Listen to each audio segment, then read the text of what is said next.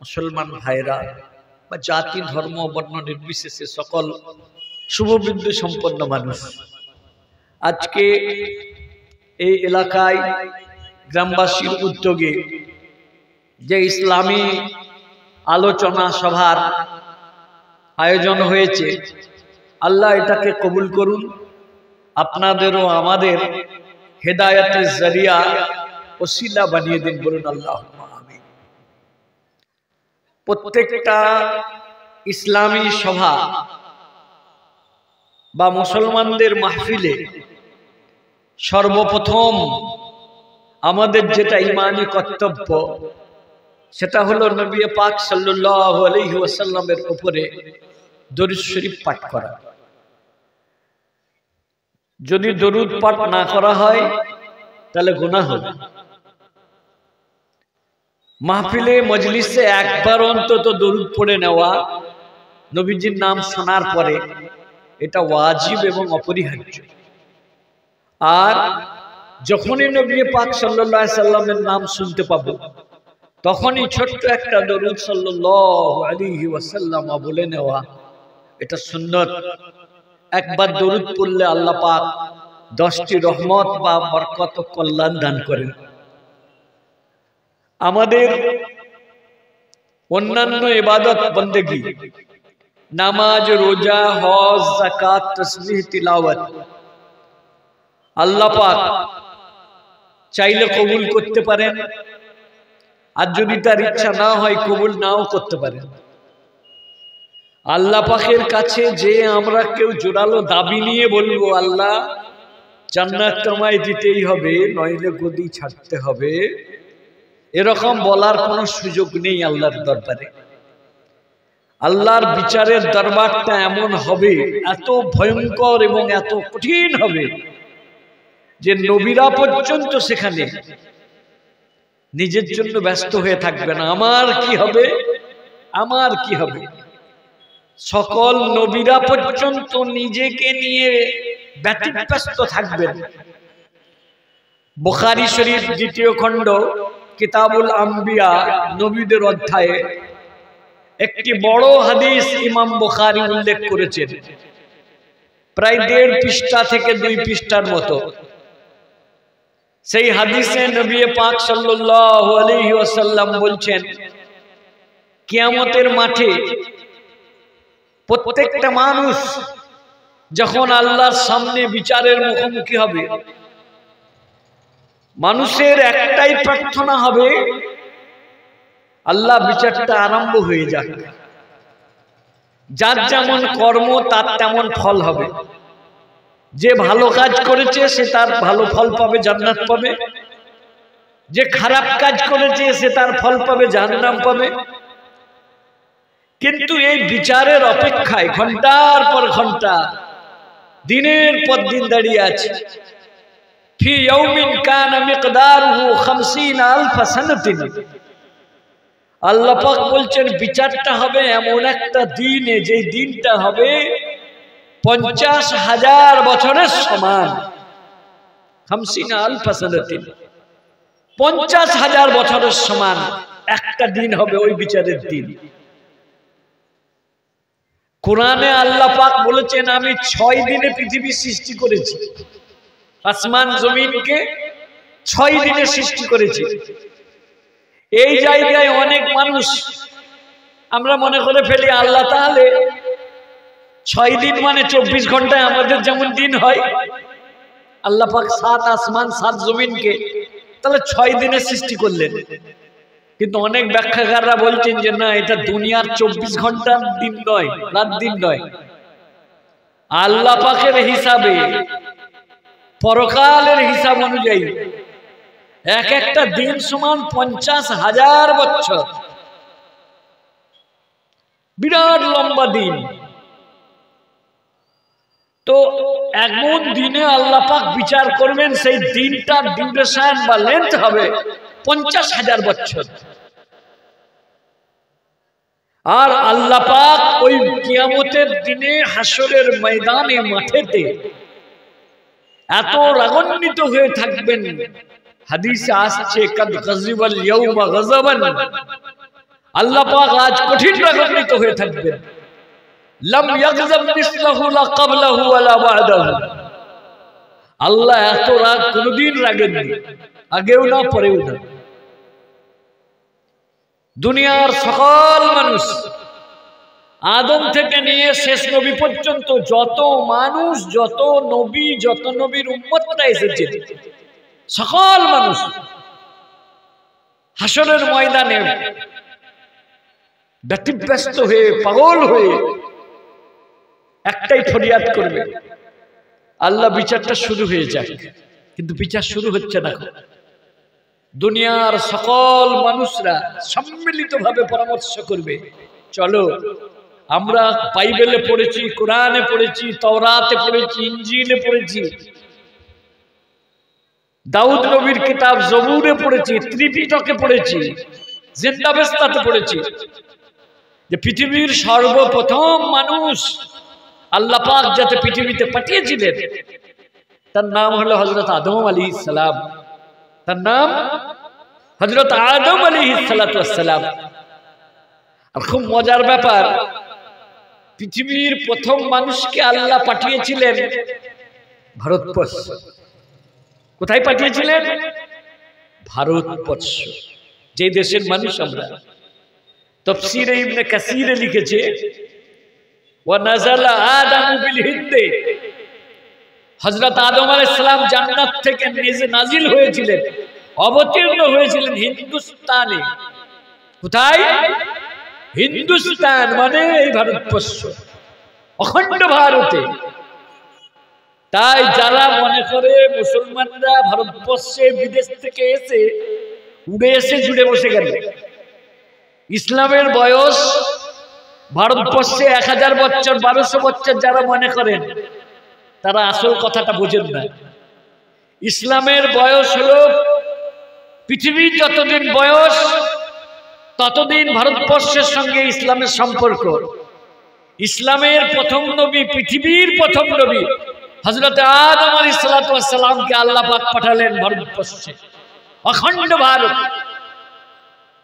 শিলং সিংহল বলে একটি জায়গা আছে, সেই সিংহলের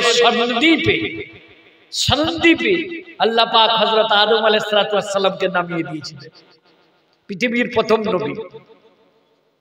এবং হযরত আদম যেখানে নেমেছিলেন সেই জায়গাটাতে এখনো উনার পায়ের ছাপ রয়েছে। আপনি যদি ইউটিউবে লিখেন অ্যাডাম পিক, ইংরেজিতে আদম নবীকে বলে অ্যাডাম পিক। অ্যাডাম কোথায় নেমেছেন, কোথায় এসেছেন? আপনাকে একটা জায়গা দেখাবে শ্রীলঙ্কার, যে জায়গাটা পাহাড়ের একেবারে চূড়ার উপরে, চারিদিকে সবুজ আর সবুজ গাছপালা। ওই রকম একটা নৈসর্গিক মনোরম জায়গাতে আল্লাহ পাক হযরত আদম আলাইহিস সালাতু ওয়াস সালামকে পাঠালেন। এবং সেখানে পাহাড়ের সিঁড়ি ধরে ধরে উঠে যেতে হয়, কয়েক কিলোমিটার উঠে যেতে হয়। ওই সিঁড়ির আগেতে শ্রীলঙ্কা সরকার একটা সাইনবোর্ড দিয়ে রেখেছে, অ্যাডাম পিক যাইবার স্থান উপরে। শ্রীলঙ্কার মানুষ বৌদ্ধ ধর্মের অনুসারী, ওরা বিশ্বাস করে যে এখানে গৌতম বুদ্ধের পায়ের ছাপ আছে, কিন্তু ইংরেজিতে লেখা আছে অ্যাডাম পিক। অ্যাডাম পিক মানে আদম নবীর অবতরণের জায়গা, সেটা শ্রীলঙ্কাতে। এবং হযরতে আদম আলাইহিস সালাতু ওয়াস সালাম শ্রীলঙ্কা বা ভারতের থেকে, তখন অখণ্ড ভারত, ওই ভারত থেকে হেঁটে হেঁটে একটা নদী পাড়িয়ে সেই নদীতে একটা প্রাকৃতিক ব্রিজ আল্লাহ পাক তৈরি করে দিয়েছিলেন। সেই ব্রিজটা এখনো রয়েছে। আমার হিন্দু ভাইদের বিশ্বাস, ওই ব্রিজটার নাম হলো রাম সেতু। কি নাম? রাম সেতু। সমুদ্রের মাঝখানে ছোট ছোট পাথর দিয়ে বোল্ডারের মতন সব সাজানো আছে, তার উপরে পাদিয়ে পাদিয়ে পাদিয়ে পাদিয়ে নদীটা, বিরাট বড় একটা নদীর মানে সমুদ্রের কিনারা, সেই উপকূলটাকে পেরিয়ে একদম শ্রীলঙ্কায় ঢোকা যায়। ওর নাম হলো রাম সেতু। বলছে হনুমান সেনারা পাথর বয়ে বয়ে এনে ওইটা তৈরি করেছিল যখন ভগবান রাম শ্রীলঙ্কা থেকে এদিকে আসবার জন্য ফেরত আসছিলেন বা যুদ্ধ করার জন্য শ্রীলঙ্কা যাচ্ছিলেন। এটা ওর নাম হলো রাম সেতু, কিন্তু ইংরেজিতে ওর এখনো নাম হলো অ্যাডাম ব্রিজ। ওর নাম হলো অ্যাডাম ব্রিজ, মানে আদম নবী যে ব্যবহার করেছিলেন যে ব্রিজটা, সেই ব্রিজ। আল্লাহ পাক জানে ইতিহাসের বিরাট একটা গোলক ধাঁধা এই জায়গাটাই লুকিয়ে আছে। আমরা হযরত আদম আলাইহিস সালামকে মনে করি পৃথিবীর সর্বপ্রথম পুরুষ মানুষ। এরা মনে করে না আদি পুরুষ হলেন ইনি, কিন্তু আমরা মনে করি পৃথিবীর আদি পুরুষ, আদি পিতার নাম হলো হযরত আদম আলাইহিস সালাম। তিনি এসেছিলেন কোথায়? ভারতে। এই জন্যই তাফসীরে ইবনে কাসিরে লিখেছে যে ভারতের হযরত আদম আলাইহিস সালাম যখন জান্নাত থেকে এসে নামলেন, তিনি জান্নাত থেকে অনেক ফলের আঁটি নিয়ে এসেছিলেন। 1000 রকম আমের, 1000 রকম ফলের বীজ এনেছিলেন। সেই বীজগুলোকে সব তিনি ছড়িয়ে দিয়েছিলেন এদিক ওদিকে। আর পৃথিবীর সর্বপ্রাচীনতম গাছগুলির এবং ফলগুলির মধ্যে একটি হলো আম। আম হলো পৃথিবীর প্রাচীন ফল। আমের ইংরেজি নাম হলো ম্যাঙ্গোফেরিয়া ইন্ডিকা। শুধু ম্যাঙ্গো নয়, শুধু ম্যাঙ্গো ইংরেজি, কিন্তু এর বৈজ্ঞানিক নাম হলো ম্যাঙ্গোফেরিয়া ইন্ডিকা। ইন্ডিকা মানে এর জন্ম ইন্ডিয়াতে বলে। পৃথিবীতে সর্বপ্রথম আম পাওয়া গেছিল ভারতবর্ষে। এত ভারতে আমের কোয়ালিটি, এত ভ্যারাইটিজ আম আছে। দেওবন্দ মাদ্রাসার তৎকালীন প্রিন্সিপাল ভাইস চ্যান্সেলর মোতামিম কারি তৈয়ব সাহেব আফগানিস্তানের বাদশাহ জাহির শাহ তাকে নিমন্ত্রণ করেছেন কাবুলে, আফগানিস্তানের রাজধানীতে, মাওলানা কারি তৈয়ব সাহেবকে। নাস্তার প্লেটে নাস্তা করতে করতে বলছেন বাদশাহ জাহির শাহ, আফগানিস্তানের রাজা যিনি, তিনি বলছেন আমার আফগানিস্তানে খুব ভালো আখরোট পাওয়া যায়। কি পাওয়া যায়? ভালো আখরোট পাওয়া যায়। কারি তৈয়ব সাহেব বললেন আমার ভারতে ভালো আম পাওয়া যায়। বাদশাহ জাহির শাহ বলছেন আমার ভারতে, আমার আফগানিস্তানে ভালো কাজু পাওয়া যায়, কাজু বাদাম, পেস্তা বাদাম পাওয়া যায়। দেওবন্দের মোতামিম কারি তৈয়ব সাহেব বলছেন আমার ইন্ডিয়াতে ভালো আম পাওয়া যায়। কি পাওয়া যায়? আম পাওয়া যায়। বাদশাহ বলছেন আমার এখানে ভালো আনার পাওয়া যায়, বেদানা পাওয়া যায়। সেক্রেটারি সাহেব মোতামিম কারি তৈয়ব সাহেব বলছেন আমার ওখানে ভালো আম পাওয়া যায়। বলছে হুজুর আমি বললাম পেস্তা পাওয়া যায়, আপনি বললেন আম পাওয়া যায়। আমি বলছি কাজু পাওয়া যায়, আপনি বলছেন আম পাওয়া যায়। আমি বলছি আনার পাওয়া যায়, আপনি বলছেন আম পাওয়া যায়। বলছে আমের 112টা প্রকার আছে, কোয়ালিটি আছে, মানে আম শেষ হয়নি, তারপরে অন্যগুলো বলবো। এখনো আমের বয়ানই তো আমার শেষ হয়নি, তারপরে বলবো আমার ইন্ডিয়াতে চন্দন পাওয়া যায়, ইন্ডিয়াতে আগর কাঠ পাওয়া যায়। কি কাঠ? আগর কাঠ। ত্রিপুরার রাজধানীর নাম আগরতলা, নাম শুনেছেন তো? হ্যাঁ, পৃথিবীর সবচেয়ে দামি আতরটা তৈরি করতে গেলে এই আগর কাঠকে গরম পানিতে ফুটিয়ে ফুটিয়ে ফুটিয়ে ফুটিয়ে ওই কাঠের জুসটা বের করে নেওয়া হয়, পৃথিবীর সবচেয়ে দামি আতরটা তৈরি হয়। আপনারা নাম শুনেছেন আসামের মাওলানা বদরুদ্দিন আজমল। তিনি শুধু একজন মাওলানা নন, তিনি আসাম বিধানসভার বিরোধী দলনেতা, তিনি এমএলএ, তিনি এমপি, শুধু রাজনৈতিক লিডার নয়, উনি পৃথিবীর একজন সেরা ইসলামী চিন্তাবিদদের মধ্যে। মক্কা শরীফের বাদশাহ কুরবানির আগের রাত্রে, আরাফাতের আগের রাত্রে কাবা শরীফের চাবিটা খুলে দিয়ে ভেতরটা ঝাঁটটাট দিয়ে পুরো কাবা ঘর ধুলাই হয়। আর কাবা শরীফকে নতুন গেলাপ পরানো হয়, চাদর পরানো হয়, পর্দা পরানো হয়। তো গোটা পৃথিবী থেকে উনি বাছাই করা 10 থেকে 12 জন লোককে নিমন্ত্রণ করেন। এই বছর আপনি আমার সঙ্গে কাবা শরীফের ভেতরে ঢুকবেন, আমরা কাবাকে পরিষ্কার করব, নতুন গেলাপ পরাবো। ভারতবর্ষের হাতে গোনা কয়েকটা আলেম, কয়েকজন বিশিষ্ট ইসলামিক স্কলার, তারা এই সুযোগটা পান। মৌলানা আসাদ মাদানী, মৌলানা আরশাদ মাদানী, এরা সুযোগটা পেয়েছেন। মৌলানা বদরুদ্দিন আজমল জীবনে 2-3 বার সুযোগ পেয়েছেন। কাবা ঘরের ভেতরে ঢুকে বাদশার সঙ্গে থেকে কাবাকে গেলাপ বা চাদর পরানো। বিরাট বড় ব্যবসায়ী। 40টা মেডিকেল কলেজ আছে, মেডিকেল কলেজ, এমনি কলেজ আছে 50-60টা, ডাক্তারি স্কুল সব তৈরি করেছে। বিশাল ধনী মানুষ। ওনার ব্যবসায়ী হলো আতরের, পারফিউম মার্চেন্ট। উনার আতরে আমি আপনি মাখতে পারবো না, 5000 টাকা সবচেয়ে ছোট বোতলটার দাম হবে। সব এসি শোরুমে বিক্রি হয়।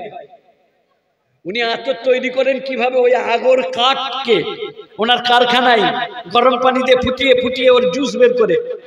তো হিন্দুস্তানের কাঠ পৃথিবীর সেরা কাঠ। কেন?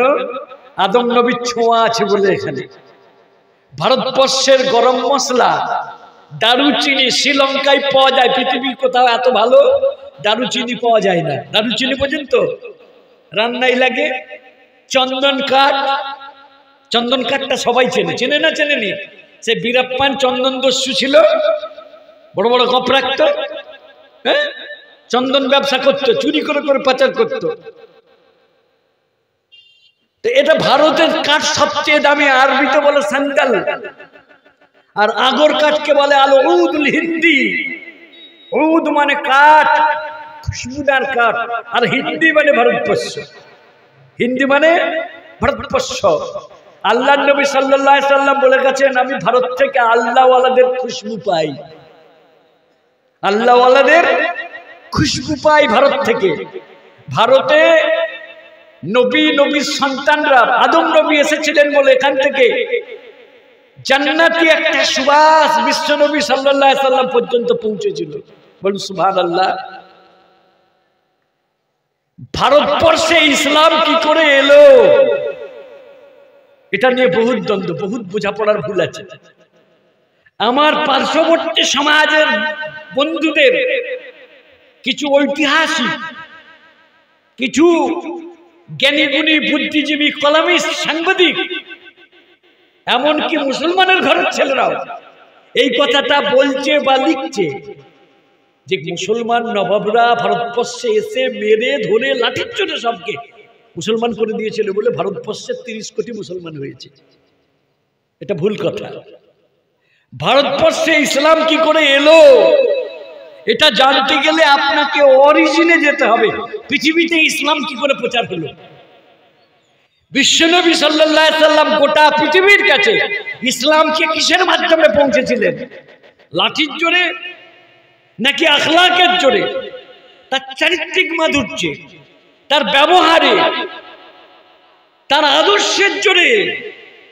আজকে বাংলাদেশের টিভি, 71 টিভি এবং দেশ টিভি চ্যানেলগুলো দেখছি প্রচার করছে CR7 ক্রিস্টিয়ানো রোনাল্ডো পৃথিবীর সবচেয়ে বড় ফুটবলার, যিনি সৌদি আরবে আল নাসের ক্লাবে খেলছেন এখন।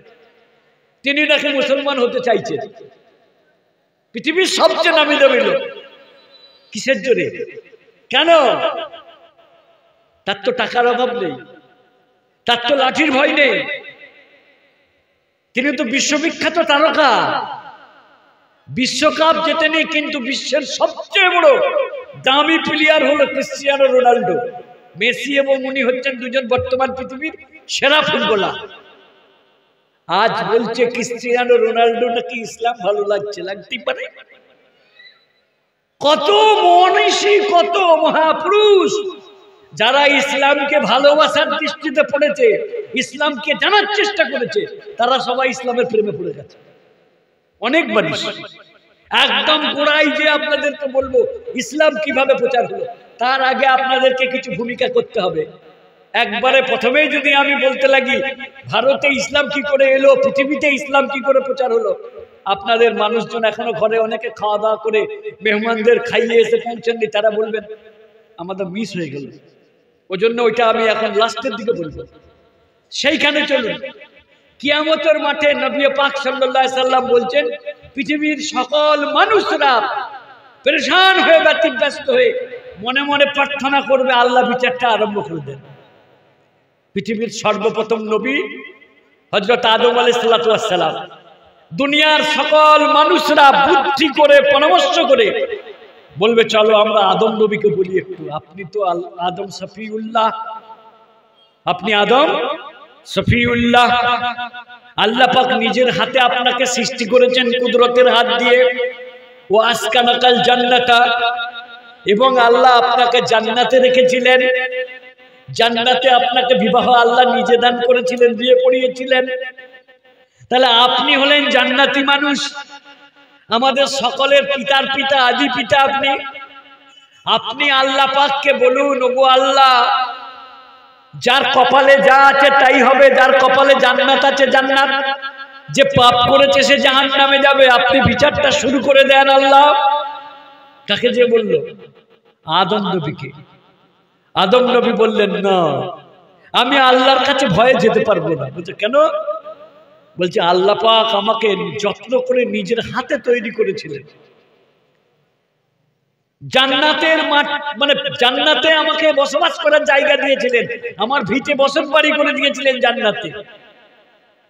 কিন্তু আল্লাহ পাক আমাকে বলেছিলেন একটি কাজ করবে না, বাদ বাকি সব কাজ করবে। ওয়ালা তাকরাবা হাদিহিশ শাজারাতা, তোমরা কখনো এই গাছের কাছে যাবে না। ফাতাকুনা মিনাজ জালিমিন, তাহলে তোমরা দুজনে জালিম হবে, অত্যাচারী হবে, দুষ্টু হয়ে যাবে, আল্লাহর নাফরমান হয়ে যাবে। আল্লাহ মানা করলেন, ওয়া কুলা মিনহুমা শিতা, যেখান থেকে খুশি তোমরা খাও আর জান্নাতে বসবাস করো, কিন্তু একটি গাছের ফল খাবে না। কিন্তু আপনারা, আমরা সবাই জানি, আদম আলাইহিস সালামকে সিজদা করতে বলেছিল কাকে? ইবলিসকে, আজাজিলকে। ইবলিসকে সকল জিন জাতির আদি পিতা হলো ইবলিস। কানা মিনাল জিন্নি ফাফাসাকা আন আমরি রাব্বি, ফাফাসাকা আন আমরি রাব্বি। আল্লাহ পাক হযরত আদম নবীকে সৃষ্টি করলেন। ওয়া আল্লামা আদামাল আসমা কুল্লাহা, আদম নবীকে সকল জিনিসের নাম শেখালেন। নাম মানে প্রত্যেকটা বস্তু, প্রত্যেকটা পদার্থের নাম শেখালেন। এই বস্তুটা হলো লোহা, এর থেকে লাঙল হবে, এর থেকে কোদাল হবে, এর থেকে কাটারি হবে, এর থেকে রেলগাড়ি হবে।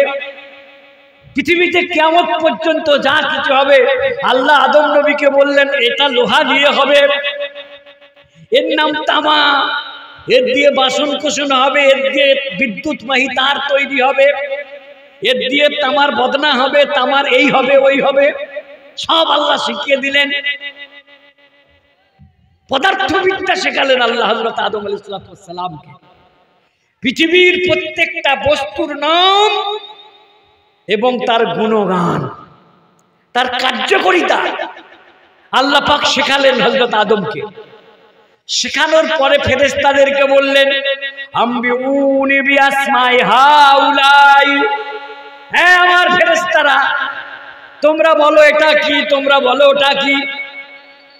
ফেরেশতারা বললেন, ক্বালু সুবহানাকা লা ইলমা লানা ইল্লা মা আল্লামতানা, ওগো আল্লাহ, লা ইলমা লানা ইল্লা মা আল্লামতানা, আপনি যতটুকু শিক্ষা দিয়েছেন এর বাইরে আমরা কিছু জানি না। আপনি আমাদেরকে সুবহানাল্লাহ শিখিয়েছেন, আলহামদুলিল্লাহ শিখিয়েছেন, পৃথিবীর মেইনটেনেন্স শিখিয়েছেন, ম্যানেজমেন্ট শিখিয়েছেন, মেঘমালাকে পরিচালনা করা শিখিয়েছেন, বাতাসকে নির্দেশনাবলী দেওয়া শিখিয়েছেন। কিন্তু এটা লোহায়ের দ্বারাই কি হয় আমাদেরকে শেখাননি, এটা তামায়ের দ্বারাই কি হয় শেখাননি, এটা ইউরেনিয়ামের দ্বারাই কি হয় শেখাননি, এটা লিথিয়ামের দ্বারাই কি হয় শেখাননি। আমরা বলতে পারবো না। আল্লাহ বললেন, আদম আম্বিউহুম বিআসমাইহিম, আদম তুমি বলো এই জিনিসগুলো কি আর এর কার্যকারিতা কি। হযরত আদম ফটফট করে বললেন, এটা হলো সোনা, এই ধাতুটা সবচেয়ে কম ওজনের ধাতুর মধ্যে একটি, অল্প জিনিসের মধ্যে অলংকার তৈরি হবে। এটা হলো লিথিয়াম, এর দ্বারাই ব্যাটারি তৈরি হবে, এর দ্বারাই মেডিসিন তৈরি হবে। হযরত আদম একদিক থেকে সব বলে দিলেন। তখন আল্লাহ পাক বললেন, দেখো তোমাদের চেয়ে আদমের নলেজ বেশি, তোমাদের চেয়ে আদমের জ্ঞান বেশি, তোমাদের চেয়ে আদমের বিদ্যা বুদ্ধি বেশি, তাই তোমরা আদমকে সম্মান সূচক সিজদা করো, ইবাদতের সিজদা নয়। মনে রাখবেন, ইবাদতের সিজদা আল্লাহ ছাড়া কাউকে জায়েজ নাই। আমি সারা জীবন বলেছি, এর আগেও আপনাদের এলাইগঞ্জে এসে বলেছি, আল্লাহ ছাড়া ইবাদতের সিজদা করা কাউকে জায়েজ নাই। এই সিজদাটা হলো, আমরা যেমন কাবার দিকে মুখ করে সিজদা করি, অরিজিনাল কি কাবাকে সিজদা করি? আল্লাহর হুকুমকে সিজদা করি। আল্লাহ বলেছেন তাই। আল্লাহ যদি না বলতেন আমরা করতাম না। করতাম না। কিসের জন্য করি? আল্লাহর হুকুমের জন্য। আল্লাহর হুকুম আছে আমরা তাই করি। ইবাদতের সিজদা আল্লাহ ছাড়া কাউকে জায়েজ নাই। আল্লাহ পাক বললেন, এই ফেরেশতারা তোমরা আদমকে মাথা ঝুঁকিয়ে স্যালুট করো, তাকে সম্মান জ্ঞাপন করো। কুলনা লিল মালাইকাতি ইসজুদু লি আদামা, বললাম তোমরা সিজদা করো আদমকে, ফাসাজাদু, তারা সবাই সিজদা করলো, ইল্লা ইবলিসা, ইবলিস সিজদা করলো না। বললো করবো না। আল্লাহ বললেন, ইবলিস তুমি কেন সিজদা করলে না? বলছে, আল্লাহ আমার একটা যুক্তি আছে। বলল, কি যুক্তি? বলছে, আল্লাহ খালাকতানি মিন নারি ওয়া খালাকতাহু মিন তিন, আপনি আমাকে আগুন দিয়ে সৃষ্টি করেছেন আর আদমকে মাটি দিয়ে সৃষ্টি করেছেন। মাটির বৈশিষ্ট্য হলো নিচের দিকে নেমে যাওয়া। তিন তলায় যে মাটিটা ফেলে দিলে উপর দিয়ে যাবে না নিচের দিকে নামবে? নিচের দিকে নামবে। এরোপ্লেন থেকে একটা যদি মাটি ফেলে দেন, নিচের দিয়ে নামবে না? নামবেনি? নামবে। 21 তলায় উঠে যান, 120 তলায় উঠে যান, বুর্জ খলিফাতে টাওয়ারে উঠে পড়ুন, বুর্জ খলিফা 120 তলা 35 তলায়, মাটি ফেললে নিচের দিকে নামবে। আর আপনি আগুন জ্বালিয়ে দিলে কোন দিকে যাবে? সাই সাই করে উপরে উঠবে। যত আগুনের ইন্ধন বাড়াবেন, যত জ্বালানি বাড়াবেন, তত উপর দিকে উঠবে। তাহলে আগুনের চরিত্র হলো উপরের দিকে যাওয়া, আর মাটির চরিত্র হলো নিচের দিকে নেমে যাওয়া।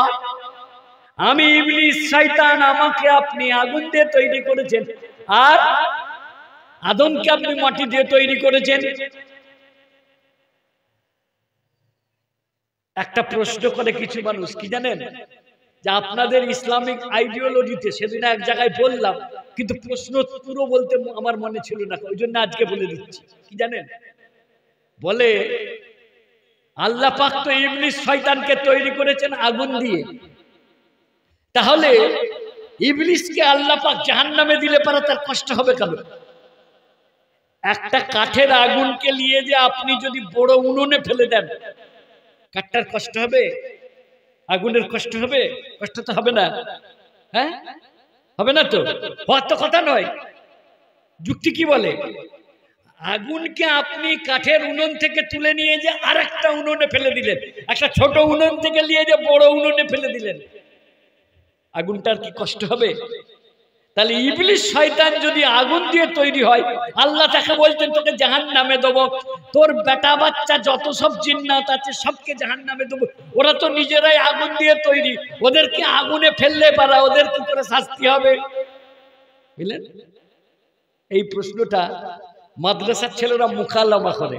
মুকালামা মানে কথোপকথন, ডিবেট, বিতর্ক সভা করে।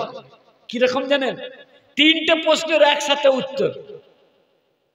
একজন নাস্তিক, বুদ্ধিজীবী, সবকিছু বুদ্ধিভিত্তিক বিচার বিশ্লেষণ দিয়ে মানে, এর বাইরে মানে দেখো। একটা মাওলানা সাহেবকে ঘিরেছে, তালিব ইলমকে ঘিরেছে, বলছে, এই তোরা যে আল্লাহকে মানিস, আল্লাহকে দেখতে পাওয়া যায়? নাউজুবিল্লাহি মিন যালিক। আল্লাহকে দেখা যায়? বলছে কেন? বলছে যে জিনিস দেখা যায় না সেই জিনিসকে বিশ্বাস করবো না।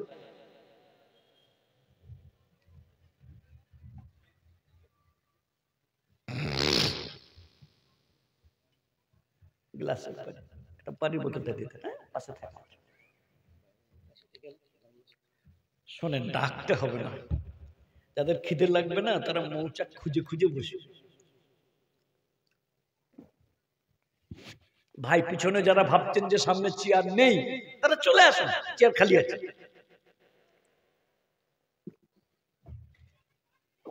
লাগিয়ে দেন। বলছে মৌলানা সাহেব, আল্লাহকে দেখতে পাইনি, আল্লাহকে বিশ্বাস করব কি করে? যা দেখতে পাওয়া যায় না, যা অদৃশ্য, অবাং মানুষ্য গোচরং, মানুষের দৃষ্টিগোচরের বাইরে, তাহলে দেখতে যদি না পাই আল্লাহকে বিশ্বাস কি করব? তাই দেখতে না পেলে বিশ্বাস করবো না? বলছে না। বলছে আর কি প্রশ্ন আছে বলো? বলছে আর একটা প্রশ্ন হচ্ছে, আপনারা বলছেন জিনকে আল্লাহ পাক কি দিয়ে সৃষ্টি করেছেন? আগুন দিয়ে। তাহলে ইবলিসকে আল্লাহ পাক আগুন দিয়ে তৈরি করেছে। ইবলিসকে যদি ফেলে দেওয়া হয় আগুনে, তাহলে ওর শাস্তি কি করে হবে? আগুনকে আগুনে ফেললে কোনো শাস্তি হয়? পানিকে পানিতে ঢাললে তার কোনো কষ্ট হবে? মানুষকে পানিতে ডুবি ধরলে পরে তার কষ্ট হবে? পানির তো কষ্ট হবে না। মাছকে যদি পানিতে ডুবিয়ে ধরে তার কষ্ট হবে? আমার ভালো হলো। তাহলে আল্লাহকে দেখতে পান না, অথচ কি করে আপনারা বিশ্বাস করেন? আর শয়তান যদি আগুনের তৈরি হয়, তাহলে জাহান্নামে তাকে দিলে পারা তার কষ্ট কি করে হবে? বলছে এই প্রশ্ন। বলছে হ্যাঁ। তখন সে মৌলানা সাহেব একটা ঢেলা নিয়ে মাটি তুম করে মেরেছে সেই বুদ্ধিজীবীকে। বলছে ও, বলছে কি হলো, আপনি চিৎকার করলেন কেন? বলছে আরে এত জোরে ঢিল মারলেন, আমাকে লাগলো না? বলছে লেগেছে? বলছে হ্যাঁ। বলছে লেগেছে মানে? বলছে আমার ব্যথা হয়েছে কত জোরে। বলছে ব্যথাটা দেখাও তো একটু। বলছে ব্যথা দেখানো যায় নাকি? বলছে যে জিনিস দেখা যায় না সেই জিনিস বিশ্বাস হয় না। হ্যাঁ, যে জিনিস চোখে দেখা যায় না সে জিনিসকে বিশ্বাস করা যায় না। তোমাকে যে আমি একটা বড় মাঠে ঢেলা দিয়ে মেরেছি, তুমি বলছো বিশাল জোরে লেগেছে, ব্যথা কই? ব্যথাটা একটু দেখাও। বলছে ব্যথা আবার দেখানো যায় নাকি? তাই? বলছে হ্যাঁ। বলছে আপনাকে কি দিয়ে মেরেছি? লাঠি দিয়ে না মাটি ঢেলা দিয়ে? বলছে মাটির ঢেলা দিয়ে। বলছে আল্লাহ বলছেন আমি মানুষকে মাটি দিয়ে তৈরি করেছি, আপনাকে মাটি ঢেলা দিয়ে মেরেছি, লেগেছে? বলছে বিরাট জোরে লেগেছে। তাহলে জিনকেও লাগবে।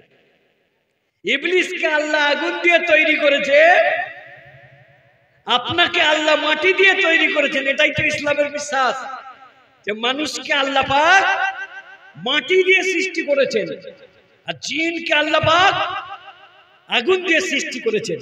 কিন্তু মাটিকে ঢেলা পাকিয়ে মারলে পারা মানুষকে যেমন লাগে, জিন্নাতকেও জাহান্নামের আগুন দিয়ে শাস্তি দেওয়া হলে তাকেও লাগবে।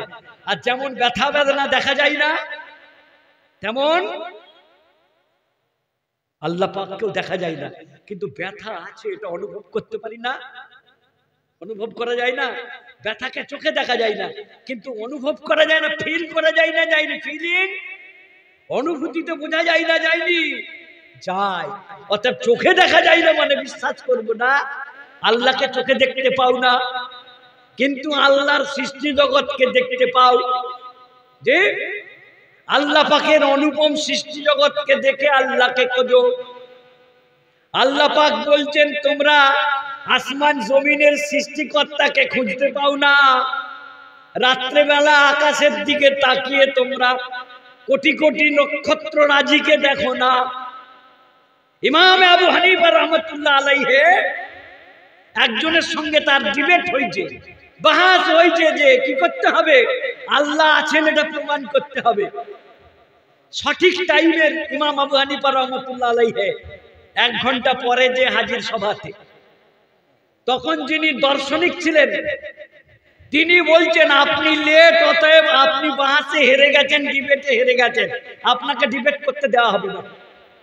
তখন ইমাম আবু হানিফা রাহমাতুল্লাহ আলাইহি বলছেন ডিবেটে হার জিত পরে হবে, কিন্তু আমার কেন দেরি হলো এটা আগে শুনুন। বলছে আচ্ছা বলুন আপনার কেন লেট হলো? বলছে আমি বাড়ির থেকে বেরোলাম আপনাদের এখানে আসবো, কিন্তু আসার পথে দেখলাম একটা নদী, নদীতে কোনো নৌকো নাই, কোনো ফুটফুটি নাই, স্টিম নাই, ভেসেল নাই, জাহাজ নাই। আমি আল্লাহকে ডাকলাম, আল্লাহ ওপারে যাব, বাহাস আছে, ডিবেট আছে, বিতর্ক সভা আছে, এবিপি আনন্দে ঘন্টাখানেক বৈঠক হবে, আমাকে প্রমাণ করতে হবে আল্লাহ আছেন। কিছু বলবেন? হ্যালো ভাই, আপনারা যারা এখানে আছেন, যাদের আহার হয়নি, আহারের ব্যবস্থা আছে, আপনারা একসঙ্গে না যেয়ে দুজন একজন করে যে ওই সাইডে খাওয়া দাওয়া চলছে, আপনারা যেতে পারেন, ইন্তজাম করা হয়েছে কমিটির পক্ষ থেকে। আমার কাছে সংবাদ আসলো যে মজলিসে যে ভাইরা আছে, যদি কেউ খেয়ে না থাকে দয়া করে একটু খেয়ে আসবেন, একসঙ্গে নয়, একজন দুজন করে চলে। বেশ, এমনিতে লোক নাই গো, আবার যদি খাবার এখনই হাড়ি খুলে দেয় তাহলে আর মাইক খুলে চলবে না। যাই হোক, কিন্তু বিদেশি মেহমানদের খেতে হবে, ব্যবস্থা রয়েছে, যখন খাবেন একসাথে নয়, 5 জন 10 জন করে যাবেন। টিকিট দিতে ভালো হতো, টিকিট দিলেন চলে গেলেন, খেলেন চলে গেলেন, ভিড় ভাড় হতো না, একসাথে সবাই যাবেন না। খাওয়া দাওয়াটা আসল উদ্দেশ্য নয়।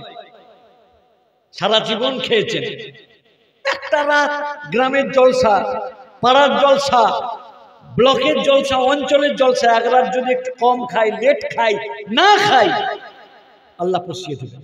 তো ইমাম আবু হানিফা রাহমাতুল্লাহ আলাইহি বলছেন, আমি নদীতে যে পৌঁছে বললাম, আল্লাহ ওপারে যে আমাকে একটা ডিবেটে, মুনাজারায়, বাহাসে বসতে হবে, প্রমাণ করতে হবে পৃথিবীর একজন সৃষ্টিকর্তা আল্লাহ আছেন।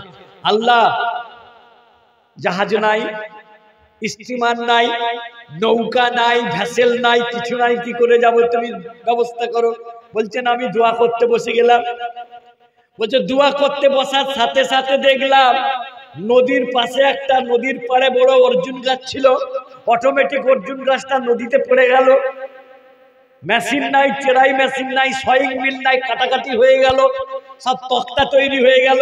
মিস্ত্রি নাই, পেরেক নাই, অটোমেটিক ঠক ঠাক করে হাতুড়ি নাই, কিছু নাই, পেটাপিটি হয়ে যে একটা নৌকা তৈরি হয়ে গেল। ইঞ্জিন নাই, কিছু নাই, একটা জাহাজের মতো, নৌকার মতো এসে আমার সামনে দাঁড়ালো। মাঝি নাই, মাল্লাহ নাই, কেউ নাই, এসে আমার কাছে দাঁড়িয়ে গেল। আমি চাপলাম, আমাকে এপারে পার করিয়ে দিল, আমি নেমে গেলাম, আমার চলে গেল। এই জন্য আমার 1 ঘন্টা আসতে দেরি হলো। গাছ কাটানো হলো, ফাড়ানো হলো, নৌকা হলো, তারপরে পেরিয়ে আমি এসেছি। আমাকে মাফ করবেন, এবারে তাহলে আলোচনার বিষয়বস্তু আল্লাহ আছে না নাই এটা শুরু হল। তখন বিরোধী পক্ষে যিনি ডিবেটে ছিলেন বলছেন, মাওলানা সাহেব ডিবেট পরে হবে, আগে এই আষাঢ়ে গল্পটাকে একটু বলুন তো, কি করে আপনি পেরিয়ে এলেন? বলছেন কেন, নদীতে অটোমেটিক একটা নৌকা তৈরি হয়ে গেল, তার ইঞ্জিন নাই, কিছু নাই, পাইলট নাই, মাল্লা নাই, মাঝি নাই, এসে আমাকে দাঁড়িয়ে গেল আমার সামনে, আমাকে পার করিয়ে দিল, আমি চলে এলাম। বলছে কি এক্সপায়ার গাঁজা খেয়েছেন নাকি, বাসি গাঁজা খেয়েছেন? হ্যাঁ, পাটা অটোমেটিক জোড়া লেগে গেল, ব্রেক নাই, মিস্ত্রি নাই, হাতুড়ি নাই, করাত নাই, একটা নৌকা তৈরি হয়ে গেল, আর আপনাকে পার করিয়ে দিল, আপনি চলে এলো, হয় কোনদিন? তখন ইমাম আবু হানিফা বলছেন, একটা সামান্য নৌকা যদি তৈরি না হয়, তৈরি করতে যদি তক্তা লাগে, তৈরি করতে যদি মিস্ত্রি লাগে, তৈরি করতে যদি পেরেক লাগে, হাতুড়ি লাগে, তৈরি করতে যদি নকশা লাগে, ডিজাইন লাগে, সারা পৃথিবীর সৃষ্টি করতে কোনো নকশা লাগেনি, কোনো প্ল্যান এস্টিমেট লাগেনি, কোনো ম্যাটেরিয়ালস লাগেনি, পাটা লাগেনি, কোনো রাজমিস্ত্রি লাগেনি, কোনো ইনস্ট্রুমেন্ট যন্ত্রপাতি লাগেনি, গোটা পৃথিবী এমনি তৈরি হয়ে গেল নাকি? চুপ। হ্যাঁ, আপনি কোনো দোকানে যেয়ে যদি বলেন এই জামাটা দারুণ সুন্দর, বিশাল সুন্দর, আহা কি সুন্দর জামাটা গো, আপনাকে কি বলতে হবে? যে তৈরি করেছে সেই মিস্ত্রিটা সুন্দর, নাকি কোটটা এমনি সেলাই হয়ে গেল, এমনি কাটিং হয়ে গেল? যিনি কাটিং মাস্টার তিনি ভালো কেটেছেন, যিনি সেলাই মাস্টার তিনি ভালো সেলাই করেছেন, তারপরে একটা কোট তৈরি হয়ে একজন হ্যাঙ্গারে ঝুলিয়ে দিয়েছে। আপনি যে বলছেন কোটটা দারুণ সুন্দর, কোটটা সুন্দর নয়, আসল সুন্দর হলো যে মিস্ত্রি কেটেছেন, আসল সুন্দর হলো যে মিস্ত্রি তৈরি করেছেন, ভালো কারিগর ভালো কোট তৈরি করেছেন, এমনি এমনি কোটটা ভালো হয়নি। পৃথিবী যদি সুন্দর হয়, পৃথিবী যদি নিয়ম মেনে চলে, পৃথিবী যদি সিস্টেম মেনে চলে, তাহলে পৃথিবীর সৃষ্টিকর্তাও সুন্দর, পৃথিবীর সৃষ্টিকর্তাও মহাজ্ঞানী, পৃথিবীর সৃষ্টিকর্তাও মহাজ্ঞানী। হযরত আদম আলাইহিস সালাতু ওয়াস সালামকে পৃথিবীর সকল মানুষ যে বলল, আদম আপনি আল্লাহকে বলুন, আল্লাহ আপনি বিচার আরম্ভ করুন। আদম নবী বললেন আমি আল্লাহকে বলতে পারবো না। বলে কেন পারবেন না? বলে আল্লাহ আমাকে বলেছিলেন জান্নাতের সব খাবে সব করবে, কিন্তু ওয়ালা তাকরাবা হাযিহিস শাজারাতা, এই গাছের কাছে যাবে না, এই গাছটা খেলে পর আর জান্নাতে ঠাঁই হবে না। কিন্তু সেই যে ইবলিস শয়তানকে আল্লাহ পাক আদমের কারণে বললেন যা বেরো জান্নাত থেকে, তোরা জান্নাতে ঠাঁই হবে না, তাই জন্মশত্রু হয়ে গেল আদম নবীর কে? ইবলিস শয়তান। আদম নবী জান্নাতে বসবাস করতেন বিবি হাওয়াকে নিয়ে। কাকে নিয়ে? বিবি হাওয়াকে নিয়ে। আদম নবীর বাপও নাই মাও নাই। আছে? বাপ মা আছে, আপনার আব্বা আছে, আমার আব্বা আছে, আপনার দাদু আছে, তার বাপ আছে, কিন্তু আদম নবীর বাপও নাই মাও নাই। তিনি বিনা বাপে বিনা মায়ে আল্লাহ পাক তৈরি করেছিলেন। আল্লাহ পাক পারেন না পারেননি? আল্লাহ পারেন, আল্লাহ পারেন। তার স্ত্রী মা হাওয়াকে তৈরি করলেন কিভাবে? হযরত আদম জান্নাতে একা একা ঘুরে বেড়াচ্ছিলেন বিষণ্ণ মনে, মন খারাপ করে। জান্নাতে খাবার আছে, ফল আছে, ফ্রুট আছে, সুন্দর মুরগি মুসাল্লাম আছে, যা চাইবে জান্নাতে তাই পাবে। কিন্তু জান্নাতে কোনো বন্ধু নাই আদম নবীর। এত সুন্দর জান্নাতেও তার ভালো লাগছে না, জান্নাত যেন বিস্বাদ মনে হচ্ছে। আদম নবী মন খারাপ করে ঘুরছেন। আল্লাহ পাক বুঝলেন আদমের একটা জোড়া লাগবে, আদমের একটা বন্ধু লাগবে। আদম নবী ঘুমিয়ে গেছেন, উনার বাঁ ধারের একটা পাঁজরের হাড়কে আল্লাহ পাক খুলে নিলেন। কি করলেন? বাঁ ধারের পাঁজরার একটা হাড় খুলে নিলেন আল্লাহ পাক। খুলে নিয়ে একটি মানুষ তৈরি করলেন। মানুষ তৈরি করে আদম নবীর বিছানার পাশে বস করিয়ে রাখলেন। আদম নবী ঘুম থেকে উঠলেন, উঠে বলছেন মান আনতে, তুমি কে? বলছে আনা হাওয়া, আমার নাম হলো হাওয়া। বলছে লিমা খুলিকতে, তুমি কেন সৃষ্টি হয়েছো, কেন তোমায় সৃষ্টি করা হয়েছে, আমি তোমায় আগে কখনো দেখিনি। বলছে লিতাসকুনা ইলাইয়া, যাতে তুমি আমার কাছে গল্প করে, আমার সঙ্গে প্রেম করে, ভালোবাসা করে শান্তি পাও। পৃথিবীর সর্বপ্রথম নারীকে আল্লাহ সৃষ্টি করলেন। জান্নাতেও যে আদম নবীর বিবি ছাড়া ভালো লাগেনি। তাহলে বিবি কত দামি জিনিস, বুঝতে পারছেন? আমরা ফ্রি বিবি পেয়েছি বলে আমরা বিবির মর্যাদা বুঝিনি। হ্যাঁ, আদিবাসীদের মতন যদি বকনা বাছুর দিয়ে বউ কিনে আনতে হতো কোনেপন দিয়ে। কোনেপন বোঝেন? আমাদের সমাজ উল্টা বুঝিলি রাম, মানে ছেলের বাপকে টাকা দিতে হয়। কিসের জন্য? আমার বেটিকে বিয়ে করার জন্য, আমার বেটিকে বিয়ে করার জন্য। আমার বেটিকে বিয়ে করে ও নিয়ে চলে যাবে ওর বাড়ি। আমার বেটির রান্না ভাত আমি খাবো না, ওর বাপ খাবে, ওর মা খাবে। কি গো, ঠিক বলছি না ভুল বলছি? দুনিয়ার নিয়ম তো তাই। হ্যাঁ, আমি বুড়ো হয়ে গেলে আমার বেটি আমার পা টিপবে না এসে ডেলি। কার পা টিপবে? শ্বশুরের, শ্বশুর আব্বার। শাশুড়ি মায়ের পা টিপবে না? টিপবে না? টিপবে। কার পেচ্ছাপ পায়খানা পরিষ্কার করবে?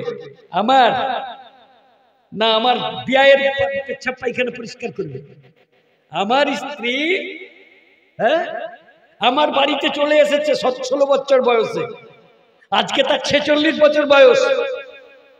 তার মায়ের মৃত্যুর আগে সে বলল আমাকে যেতে হবে মায়ের কাছে। আমি বললাম চলে যাবো, আমি তো আটকাইনি। বললো আপনার স্কুল আছে, আপনাকে 10টার সময় রান্না করে খাবার দিতে হয়, আমি চলে গেলে যে খুব কষ্ট হবে। আমি বলি দেখো আমার যা হয় হবে, তুমি যাও। মনে হচ্ছে তোমার মায়ের আর হায়াত বেশি দিন নেই, তুমি মায়ের একটা মেয়ে, তুমি যাও। তোমার 4 ভাই আছেন, কিন্তু তুমি মেয়ে তো একটা, তুমি যাও। 10 দিন যে মায়ের সেবা করলো, তারপরে মা দুনিয়ার থেকে চলে গেলেন। তাহলে আমার বিবি আমার রান্না করেছে, আমার বাবার পেচ্ছাপ ধুয়েছে, আমার মায়ের সেবা করছে, আমার কাপড় ধোয়, আমার রান্না করে, আমার জামা ইস্ত্রি করে, দুপুরে আমি দেখি ভাত খেয়ে দিয়েও ঘুমাই না। আর আমরা ঘুমোতে না পেলে মাথা ঘোর হয়ে যায়, সন্ধ্যেবেলায় ভাত ঘুম দিতে হয়। কাইলুলা করা সুন্নাত, দুপুরের পরে খাওয়া দাওয়ার পরে কাইলুলা করা সুন্নাত। তো আমি ভাত খেয়ে ঘুমাই রবিবার দিনে। আমার স্ত্রী দেখি কখনো ঘুমাই না, কি করে? আমার জামা ইস্ত্রি করে, আমার মেয়েদের জামা ইস্ত্রি করে, আমার আব্বার জামা আয়রন করে বসে বসে। আমি তোমাকে ঘুম লাগে না? বলে না, আমার ঘুম লাগে না, এই কাজগুলোও তো করতে হবে। রাত্রের রান্না করে, আমার স্কুল যাওয়ার সময় ব্যাগ গুছিয়ে দেয়, টিফিন করে দেয়। আর কি করে জানেন? জুতোগুলো দেখি নিজেই ব্রাশে করে ঘষে পালিশ করে মুছে দিয়ে রেডি করা থাকে। আমাকে সেদিনে বলছে, আমি যদি মরে যাই তাহলে তোমার এত সেবা কে করবে? আমি ওকে রসিকতা করে বললুম, 3টে বিয়ে করতে হবে আমাকে। বলছে কেন? আমি, তুমি যা সেবা করেছো একজন পারবে না, আরো 2জন লাগবে। রসিকতা বলছে, আমি বেঁচে থাকার থেকে করবেন না, আমার মৃত্যুর পরে 2টো 3টে যা ইচ্ছা করে করবেন, আমি না করবেন না, তুমি সুস্থ থাকো, ভালো থাকো। তাহলে ও কার সেবা করলো? আমার বাপের। আমার মায়ের চোখ অপারেশন হয়েছে পরশু, গতকাল রাত্রি 12টা পর্যন্ত চোখে ওষুধ দিতে হয়েছে তার। বলে 8 বার ওষুধ দিতে হবে, রাত্রি 11:30টায় শেষ ওষুধ দেবে, তারপরেও ঘুমাতে পারবে, আমার 3 বোন আছে, তারাও এসেছে মাকে দেখতে, কিন্তু দায়িত্বটা কাদের? বৌমায়ের। দায়িত্বটা কাদের? আমাদের সমাজ মনে করে বৌমায়ের এটা দায়িত্ব, শাশুড়ির চোখে ওষুধ দেওয়া। এক বোনও আমার জেগে আছে সঙ্গে মায়ের জন্য। আবার বন্ধুরা, আমার যাবতীয় দায়িত্ব, আমার ভালোবাসা, আমার প্রেম, আমার চরিত্র সব রক্ষা করেছে সে। আমার চরিত্র রক্ষা করেছে কে? আমার স্ত্রী। তাহলে আমি পাগলা কুকুরের মতো ঘুরে বেড়াতাম। সব মানুষ স্ত্রী আল্লাহ পাক যদি ব্যবস্থা না করতেন, সব খেপা কুকুরের মতো ঘুরে বেড়াতো না। আল্লাহ পাক বিবি দিয়েছে। হযরত আদম আলাইহিস সালাম জান্নাতে যে জান্নাতের ফল খাচ্ছেন, জান্নাতের খাবার খাচ্ছেন, কিন্তু উদাস মনে ঘুরে বেড়াচ্ছেন কেন? বিবি নাই। বুড়ো বয়সে বিবির ভালোবাসা মানে মায়ের ভালোবাসার মতো। বুড়ো বয়সের বিবির ভালোবাসা মানে মা যেমন তার সন্তানকে যত্ন করে, কোন টাইমে কি খাবার লাগে, কোন টাইমে গরম পানি লাগে। আমার মা দেখেছি রাত্রি 10টার সময় 1 লিটার পানিকে গরম করে ফ্লাক্সে ভরে রেখে দেন। আমার আব্বাও সকালে উঠে উজু করবেন বলে, ভোরবেলা উঠে পানিটা গরম করতে কষ্ট হবে, তাই উনার পানি ফ্লাক্সে ভরে রেখে দেন। আব্বা গিজার ব্যবহার করেন না, বলে না বাবু, ওসব আমি পুরনো যুগের মানুষ, আমার ফ্লাক্সে 1 লিটার পানি গরম করে রেখে দিলেই আমার উজু হয়ে যাবে, ওর সাথে একটু মিক্সড করে দিলেই ওটা 1.5 লিটার হয়ে যাবে। এটা কার দায়িত্ব? বিবির দায়িত্ব। বিবির সেবা, বিবির পরিচর্যা যে মানুষ পেয়েছে সে জানে। আল্লাহর নবী বলেছেন, আর দুনিয়া কুল্লুহা মাতা, সমগ্র পৃথিবী হলো আল্লাহর নিয়ামত। সমগ্র পৃথিবী হলো আল্লাহর নিয়ামত। ওয়া খায়রু মাতাইদ দুনিয়াল মারাতুস সালিহা, আর পৃথিবীর সবচেয়ে বড় আল্লাহর নিয়ামত হলো সৎ নারী, সৎ বিবি। সৎ বিবি, জি, ভালো বিবি, চরিত্রবান বিবি, গুণবান বিবি, অল্পে সন্তুষ্ট বিবি। আল্লাহ পাক ইমানদার পুরুষদেরও কিছু গুণ বলেছেন, ইমানদার মেয়েদেরও কিছু গুণ বলেছেন। হযরত আদম নবী জিজ্ঞাসা করছেন, লিমা খুলিকতি, আল্লাহ তোমাকে কেন সৃষ্টি করেছে? হাওয়া বললেন, লিতাসকুনা ইলাইয়া, যাতে আপনি শান্তি পান, মনের শান্তির জন্য। একটা বন্ধু হিসাবে, ভালোবাসার মানুষ হিসাবে আল্লাহ আমাকে তৈরি করেছেন। আল্লাহ বললেন, আদম তোমাকে বিবি দিলাম, জান্নাতে প্রেম ভালোবাসা সব আছে, সব আছে, স্বামী স্ত্রী আরামসে ঘুরে বেড়াও, কিন্তু তোমরা এই কাজটা করবে না, এই গাছের খাবার খাবে না। কিন্তু ইবলিস শয়তান দেখলো আদম নবী আর তার বিবি জান্নাতে মহা আনন্দে রয়েছে, এদের আনন্দে ভাগ আমাকে বসাতেই হবে, আর এদের জীবনকে আমাকে জাহান্নাম করতেই হবে। জান্নাতে ঢোকা নিষিদ্ধ আদমের, এই ইবলিসের। তাই ও জান্নাতের দরজার কাছে, ফটকের কাছে গিয়ে দাঁড়িয়ে রয়েছে। হযরতে আদম নবী তার বিবিকে নিয়ে জান্নাতের পাঁচিলে পাঁচিলে ঘুরছেন, আর দেখলেন একজন দাঁড়িয়ে আছে। বিবি হাওয়াকে বললেন, শোনো, গেল, বলছে শোনো আল্লাহ পাক তোমাদের জান্নাতে সব দিয়েছেন, আর বলেছেন একটা গাছের ফল খাবে না। বললো হ্যাঁ আল্লাহ বলেছেন। বলছেন শোনো হাল আদুল্লুকুম আলা শাজারাতিল খুলদে ওয়া মুলকিন লা ইয়াবলা, আমি তোমাদেরকে ঠিকানা বলে দিচ্ছি, একটা এমন গাছের যেই গাছটা হলো অমৃত, যার ফল খেলে আর মৃত্যু আসবে না। আল্লাহ তোমাদেরকে জান্নাত দিয়েছে, কিন্তু চিরস্থায়ী জান্নাত দেয়নি। আল্লাহ তোমাদের মউত দিবেন, তাই তোমাদের অমৃতের সন্ধান দেয়নি। ওয়াকাসামাহুমা, কসম খেয়ে বললেন ইন্নী লাকুমা মিনান নাসিহিন, আমি তোমাদের হিতাকাঙ্ক্ষী। শোনো আল্লাহর কসম বলছি, আল্লাহ পাক তোমাদের জান্নাতে সব দিয়েছেন, কিন্তু অমৃতের সন্ধান দেননি। আলা শাজারাতিল খুলদ, চিরস্থায়ী রাজ্য পাবে, ওয়া মুলকিন লা ইয়াবলা, এমন রাজত্ব যেই রাজত্ব কোনোদিন ম্লান হবে না, জান্নাতে চিররাজ করবে তোমরা। বলে তাই? বলতে ওই জন্য আল্লাহ খেতে নিষেধ করেছে তোমাদের। আদম নবী বলে খাবো না। বিবি হাওয়ার কথা শুনে পৃথিবীর প্রত্যেকটা মানুষ বিবির ধারায় প্রলোভিত হয়, বিবির অন্যায় জেদকেও মেনে নিতে এক সময় বাধ্য হয়। হয় না হয়নি? হযরত আদম নবী কি করলেন? ভুলে খেয়ে ফেললেন। আল্লাহ পাক বললেন এ আদম, আমি তোমাদের নিষেধ করিনি এই গাছের ফল খেতে। বললে হ্যাঁ। কেন খেয়েছো? বলল আল্লাহ ভুল করেছি। আল্লাহ বললেন বেরো এখান থেকে, তোমাদের ইহবিতা মিনহুমা জামিয়া, তোমরা দুজনাই জান্নাত থেকে নেমে যাও, আর তোমাদের জান্নাতে ঠিকানা হবে না। আল্লাহ পাক হযরত জিবরাইলকে বললেন যাও আমার প্রিয় নবী হযরত আদমকে আর তার স্ত্রী হাওয়াকে ইন্ডিয়ার শ্রীলঙ্কাতে নামিয়ে দিয়ে আসো, ও খণ্ড ভারতের সরদ্বীপে নামিয়ে দিয়ে আসো। নামিয়ে দিয়ে গেলেন, পৃথিবী আবাদ হল। হযরত আদম নবী হাসরের ময়দানে বলছেন আমি প্রথম নবী, কিন্তু আল্লাহর প্রথম ভুলটা তো আমিই করেছি। আল্লাহ আমাকে জান্নাত দিয়েছিলেন, আমি আল্লাহর হুকুমের খিলাফ করে জান্নাতের অমৃত ফল, নিষিদ্ধ ফল খেয়েছিল। আমি আল্লাহকে বলতে পারবো না আল্লাহ বিচার আরম্ভ করুন। আল্লাহ যদি বলে আদম তাহলে তোমার ফাইলটা আগেই হবে। আমার বিচারটা যদি আগে হয়, প্রত্যেকের ফাইল আল্লাহ লকারে তুলে রেখেছেন। আমি আল্লাহর কাছে যাব না, তোমরা অন্য কারো কাছে যাও। পৃথিবীর 2 নম্বর সবচেয়ে বড় নবী হলেন নূহ নবী। সবাই দল বেঁধে যে বলবে ইয়া নূহ নবী আল্লাহ, হে নূহ তুমি আল্লাহর নবী, আল্লাহকে বলো তোমাকে আল্লাহ 1400 বছর হায়াত দিয়েছিল। কত বছর? 1250 1350 বছর আল্লাহ তোমাকে হায়াত দিয়েছিল। তুমি 950 বছর ইসলামের দাওয়াত দিয়েছিলে মানুষকে। তোমাকে আল্লাহ অনেক মর্যাদা দান করেছিলেন। তুমি হলে দ্বিতীয় আবুল বাশার। গোটা পৃথিবী ডুবে গেছিল, সবাই মরে গেছিল।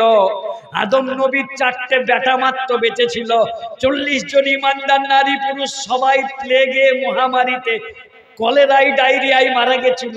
হাম নবীর 4টে বেটা, ইয়াব, হাম, সাম, ইয়াফিস আর কেনান, 4 বেটা। 3 বেটা ঈমান এনেছিল, 1 বেটা ডুবে মরেছিল। তো নূহ নবী 3 বেটার সন্তানকে দিয়ে আল্লাহ গোটা পৃথিবীকে আবার আবাদ করেছেন। আপনি হলেন মানুষের দ্বিতীয় পিতা, আদি পিতা নূহ নবী। আপনি আল্লাহকে বলুন, আল্লাহ বিচারটা আরম্ভ করে দেন। নূহ নবী বলবে না আমি আল্লাহকে বলতে পারবো না। বলে কেন? বলে আমি পৃথিবীতে অভিশাপ দিয়েছিলাম, আল্লাহকে বলেছিলাম আল্লাহ তুমি আসমান থেকে পানি দাও, জমিন থেকে ঝর্ণা দাও। আমি রব্বি ইন্নী দাউতু কওমি লাইলান ওয়া নাহারা, আমি রাত দিন আমার কওমকে আল্লাহ তোমার দিকে, ঈমানের দিকে ডাক দিয়েছি, আল্লাহর একত্ববাদের দিকে ডাক দিয়েছি। ওয়ালাম ইয়াজিদ দুআই ইল্লা ফিরারা, যত ঈমানের দিকে ডেকেছি তত বেঈমানের দিকে চলে গেছে, তত অবাধ্যতার দিকে চলে গেছে, তত শয়তানের দিকে চলে গেছে। 950 বছর আমি আল্লাহ তোমার পথে ডেকেছি, মাত্র 40 জন লোক ঈমান এনেছিল। আমি তোমার কাছে বদদুয়া করেছি রব্বি লা তাযার আলাল আরদি মিনাল কাফিরিনা দাইয়ারান, আল্লাহ একজন বেঈমান, বিশ্বাসঘাতক, অহংকারী কাফেরকে তুমি বাঁচিয়ে রেখো না। আল্লাহ আমার দোয়া কবুল করে সবকে ডুবিয়ে মেরেছিল, সবকে ডুবিয়ে মেরেছিল। ভারতবর্ষের একটা প্রাচীন ধর্মগ্রন্থ আছে, তার নাম মনুশাস্ত্র। তার নাম মনুশাস্ত্র। মনু মানে জানেন না? হ্যাঁ, হিন্দিতে আদমি মানে মানুষ। আদমি মানে মানুষ। আদম নবীর বেটা বলে আমাদেরকে আদমি বলা হয়। কি বলা হয়? আদমি। আরবিতে বলা হয় আদমি, আদম নবীর বেটা বলে। আর ভারতবর্ষের মানুষরা মনুর বেটা, তাই তাদেরকে বলা হয় মনুষ্য। কি বলা হয়? মনুষ্য, মনুর বেটা। ইনি হলেন দ্বিতীয় ওই মনু, যিনি ইসলামের নূর। তিনি হলেন ভারতবর্ষের মনু। কিন্তু পৃথিবীর কোন ধর্ম আদি রূপে নেই, সব বিকৃত হয়ে গেছে, সব ভেজালে ভরে গেছে। পৃথিবীর কোন ধর্ম আর আদত খাঁটি রূপে নাই। লেটেস্ট ভার্সন ইসলাম, পৃথিবীর শেষ ধর্ম যেটা আল্লাহ পাক শেষ নবীকে দিয়ে পাঠিয়েছিলেন, এতে এখনো ভেজাল দিতে পারেনি, তবে চেষ্টার কম করেনি। মুসলমান মসজিদে সিজদা করতে যায় না, কবরে টপাটপ সিজদা করে। করে না করেনি? এটা ভেজাল নয়? কি গো জি, এটা ভেজাল নয়? মুসলমান গরিবকে চাদর দান করে না, শীতের দিনে কবরে লাখ টাকার চাদর চড়ায়, খাজা আজমিরিকে চাদর দান করে। অথচ শীতকালের মানুষগুলো সব ফুটপাতে বসে দেখবে ঠক ঠক করে কাঁপছে। এটা ভেজাল নয় ইসলামে? হ্যাঁ, মসজিদে আজান হয় না, কবরে যে আজান দেয়, এটা ভেজাল নয় ইসলামে? যে ইসলামে আমরা নিত্য নতুন জিনিস ঢুকাচ্ছি না ঢুকাইনি? ইসলাম কি আদত আর আছে? মানুষ নামাজে নাই, রোজা নাই, হজে নাই, যাকাতে নাই। মানুষ বছরে একবার জলসা দিলেই গোটা দেশের গুনাহ মাফ হয়ে যাবে। আমরা ভেবে নিয়েছি, হ্যাঁ, পাড়ার লোক মিলে, গায়ের লোক মিলে গায়ে একটা জলসা দেবো, 3টে মৌলবী ভাড়া করবো, দামি দামি গাড়ি নিয়ে আসবে, আর দোয়া করে দেবে, 3 তলা পাগড়ি পরে থাকবে, সবের ঘরের আযাব মাফ হয়ে যাবে। সারা বছর ডেলি 5 ওয়াক্ত নামাজ পড়তে হবে? এত ইবাদত করা যাবে না। শর্টকাট বাইপাস আছে নাকি বলো? বলছে আমরা আল্লাহর ডিলারশিপ নিয়েছি, আল্লাহর এজেন্সি নিয়েছি আমরা। বলে তোরা কারা? বলে আমরা দরবার খুলে বসে আছি। হ্যাঁ, মসজিদে যেতে হবে না, তোরা দরবারে আয়। মসজিদে যেতে হবে না, তোরা দরবারে আয়, তোদের হয়ে আমরা নামাজ পড়ে দেবো। আমরা এত নামাজ পড়েছি, এত নামাজ পড়েছি, আমরা তাহাজ্জুদ পড়েছি, আউয়াবিন পড়েছি। তোরা ঈদের নামাজ ছাড়া কিছুই পড়িসনি, জুম্মা ছাড়া কিছুই পড়িসনি। তোদের দোয়া আল্লাহ নেবে না, আমাদের দোয়া আল্লাহ ফেলবে না। আমরা দোয়া করে দেবো, তোরা পেরিয়ে যাবি। তোরা শুধু আমাদের পকেটটা ভরে দে, তোরা শুধু আমাদের পকেটটা ভরে দে, 20,000 টাকা ভরে দে, আমি এমন দোয়া দেবো তোর বাপকে দুনিয়াতেই বলে দেবো জান্নাতি। হ্যাঁ, রাশিয়ার ধর্মযাজকরা যখন জান্নাতের টিকিট বিক্রি করতে লাগলো, তখন লেনিন বলেছিল ধর্ম হলো আফিম। কেন জানেন? এক শ্রেণীর ধর্মগুরুরা তারা জান্নাতের টিকিট বিক্রি করত। কি করত? তোমরা যত খুশি পাপ করো, আমাদেরকে 1 লাখ টাকা দিবে, আমরা একটা টিকিট দিয়ে দেবো, তোমাদের সব গুনাহ ধুয়ে মুছে মাফ হয়ে যাবে। তুমি মসজিদে মার্বেল দিয়ে দিবে, তোমার বাপের জান্নাত পাকা হয়ে যাবে। তুমি সুদ খাও, তুমি ভেজাল দাও, তুমি বোল্ডার চুরি করো, তুমি মোরাম চুরি করো, তুমি যাই করো, তুমি ওষুধে ভেজাল দাও, তুমি মসজিদে মার্বেল দিয়ে দাও, তোমার সব গুনাহ মাফ হয়ে যাবে। আমরা কিছু মানুষের মগজ এমন ধুলাই করে দিচ্ছি না, এত নামাজ, রোজা, হজ, যাকাতে মৌলবীগুলো ভাল লাগে, বলে ডেলি নামাজ পড়তে হবে, 5 বার পড়তে হবে, না হলে পার পাবে না তো। আর বলছে বাইপাস মৌলবী বেরিয়েছে, তারা বলছে এত নামাজ পড়তে হবে না, তো জানাজার নামাজ 10,000 টাকা দিয়ে মৌলবী এনে পড়িয়ে দেবো, পাগড়ি পরে জানাজা পড়িয়ে দিবে, তোর দোয়া করে দিবে, তোর বাপ জান্নাতে চলে যাবে। গোটা দেশের লোককে খাইয়ে দিবি, হ্যাঁ, 4টে গরু জবাই করে, আর কিছু মানুষকে ডেকে দুয়ার মজলিস করে দিবি, এমন দোয়া করবে তোর বাপ জান্নাত একদম হাসতে হাসতে চলে যাবে। আবার বন্ধুরা, ইসলামের নাম নয়, ইসলাম এর নাম নয়, ইসলাম হলো আমল করার নাম। জীবনে বাস্তবায়ন রূপদান করার নাম, রূপায়নের নাম ইসলাম। নামাজ, রোজা, হজ, যাকাত, তাসবিহ, তেলাওয়াত করতে হবে। বলছে আল্লাহ আমি 9.5 বছর আমার জাতিকে, আমার কওমকে তোমার দ্বীনের দাওয়াত দিয়েছি, তারা আমার দাওয়াতে সাড়া দেয়নি। আমি লাস্টে রাগে দোয়া করেছি, আল্লাহ ডুবিয়ে মেরে দাও। আল্লাহ তুমি সবকে ডুবিয়ে দিয়েছিলে, আমার বেটাকেও আল্লাহ ডুবিয়েছিল। নূহ নবীর এক বেটা, হ্যাঁ, আল্লাহ বললেন ইয়া আরদু ইবলাঈ মাকে ওয়া ইয়া সামাউ ইকলাঈ, আসমান তুমি পানি শোষণ করে নাও, জমিন তুমি পানি চুষে নাও, আর নৌকাকে থামিয়ে দাও। তার আগে এমন পানি হয়েছে, এমন পানি হয়েছে। ওয়াফারাত তান্নুর, নূহ নবীর বিবি যখন উনুনে রান্না করছিল এসে বলল, ও স্বামী আজকে রান্না করতে যেয়ে দেখলুম উনুনের তলা থেকে, আল্লাহ কোরআনে বলছেন তন্নুর ফেটে পানি বাড়াবে, উনুনের তলা থেকে পানি উঠবে। বলল ও স্বামী আজ রান্না হবে না। বলছে কেন হবে না? বলছে উনুন সালে যেয়ে দেখি উনুনের ভেতর থেকে পানি বাড়াচ্ছে, ঝর্ণা পড়ছে। বলছে বিবি পালিয়ে আয়, আল্লাহর আযাব শুরু হয়ে গেছে, আল্লাহর আযাব শুরু হয়ে গেছে। আল্লাহ বলছেন পৃথিবীতে দুজন মেয়ে তারা নবীর বিবি হইল, কিন্তু নবীর কথা মানেনি। নবীর বিবি হইল কিন্তু নবীর কথা মানেনি। আল্লাহ তাদেরকেও জাহান্নামের বাসিন্দা করেছেন। যখন গোটা পৃথিবী সাঁতার কাটছে, হাবুডুবু কাটছে, সবাই ডুবে মারা যাচ্ছে, আর একমাত্র নূহ নবীর নৌকো গোটা পৃথিবীর মধ্যে একমাত্র আশ্রয়স্থল বাঁচছে। নূহ নবীর বেটা কেনান সাঁতার কেটে কেটে এসে বলছে আব্বা আমি সাঁতার কাটছি।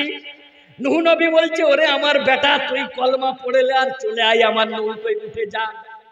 বলছে আব্বা সাবিলা জাবালি ইয়াসিমুনি মিনাল মা, ওই তো পাহাড় দেখা যাচ্ছে, আমি সাঁতার কেটে পাহাড়ে উঠে যাব, আমাকে বন্যার পানি ডুবাতে পারবে না। ওয়াহালা বাইনাহুমাল মাউজ, একটা নৌ পানির ঢেউ এসে সমুদ্রে তাকে ডুবিয়ে দিল।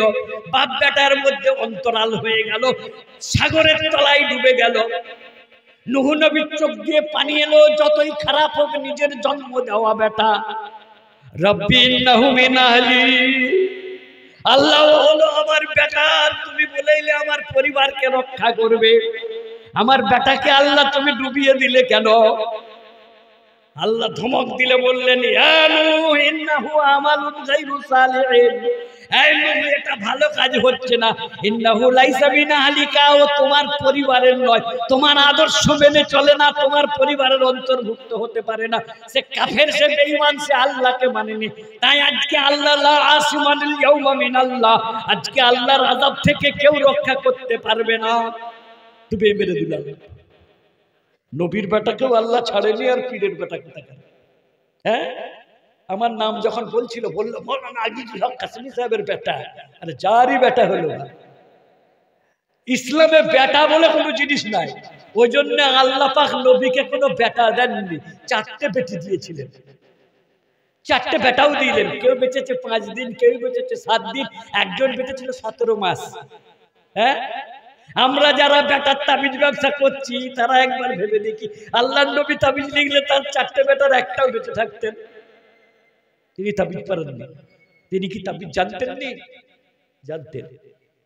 কিন্তু একটা জিনিস জেনে নিতে হবে, খাজা বাবা, দাতা বাবা, এরা কেউ বেটা দিতে পারে না। বেটা দেওয়ার মালিক আল্লাহ, বেটা দেওয়ার মালিক আল্লাহ। লাল সুতো পড়লে যদি বালা মুসিবত দূর হয়ে যায়, আল্লাহর নবী তার বেটা ইব্রাহিমকে লাল সুতো পরিয়ে দিতেন। পড়াতেন না? পড়াতেন না? 17 মাস বয়স পেয়ে যখন উনার ছেলে ইব্রাহিম মারা গেল, আল্লাহর নবী সাল্লাল্লাহু আলাইহি সাল্লামের চোখ দিয়ে গলগল গলগল করে পানি বেরোচ্ছে, আর বলছেন ইন্না বিকা ইয়া ইব্রাহিম লামাহজুনুন, ইব্রাহিম তোমার জন্য আমি বড় দুঃখিত, তোমার জন্য আমি বড় দুঃখিত। আর যেদিনে ওই নবীজির বেটা ইব্রাহিমের ইন্তেকাল হলো, ওই দিনে মক্কা এবং মদিনা শরীফে পুরো সূর্য গ্রহণ হয়ে গেল, সূর্য দেখা যায়নি। গোটা দুনিয়া মদিনার মানুষেরা হই হই করছে যে আল্লাহর নবীর বেটা মারা গেছে বলে আকাশে কাঁদছে, দেখো সূর্যও আজ মুখ লুকিয়ে ফেলেছে। নবীর কাছে খবর গেল, মদিনার লোকেরা বলছে নবীর বেটা মারা গেছে বলে সূর্য আজ লজ্জায় মুখ দেখায়নি। আল্লাহর নবী সন্ধ্যাবেলায় মেম্বারে উঠলেন আর বসলেন, শোনো ইন্না শামসা ওয়াল কামারা আয়াতান মিন আয়াতিল্লাহ, চন্দ্র এবং সূর্য হলো আল্লাহর একটা সৃষ্টি, আল্লাহর কুদরতের নিশানি। লা তানকাসিফান লিমাউতি আহাদিন, কারো মৃত্যুর জন্য চন্দ্র গ্রহণ হয় না, কারো মৃত্যুর জন্য সূর্য গ্রহণ হয় না। আল্লাহর প্রকৃতির নিয়মে তারা ওঠে আর ডোবে, আল্লাহর প্রকৃতির নিয়মে তারা ওঠে আর ডোবে। আমার বেটা মরে গেছে বলে আর সূর্য গ্রহণ হয়েছে এইটা বললো না, এটা ঠিক নয়, এটা আল্লাহর লীলা খেলা, আল্লাহর নির্দিষ্ট একটা কার্যকারণে হয়েছে। আমার বেটার জন্য সূর্য উঠেনি এটা বললো না।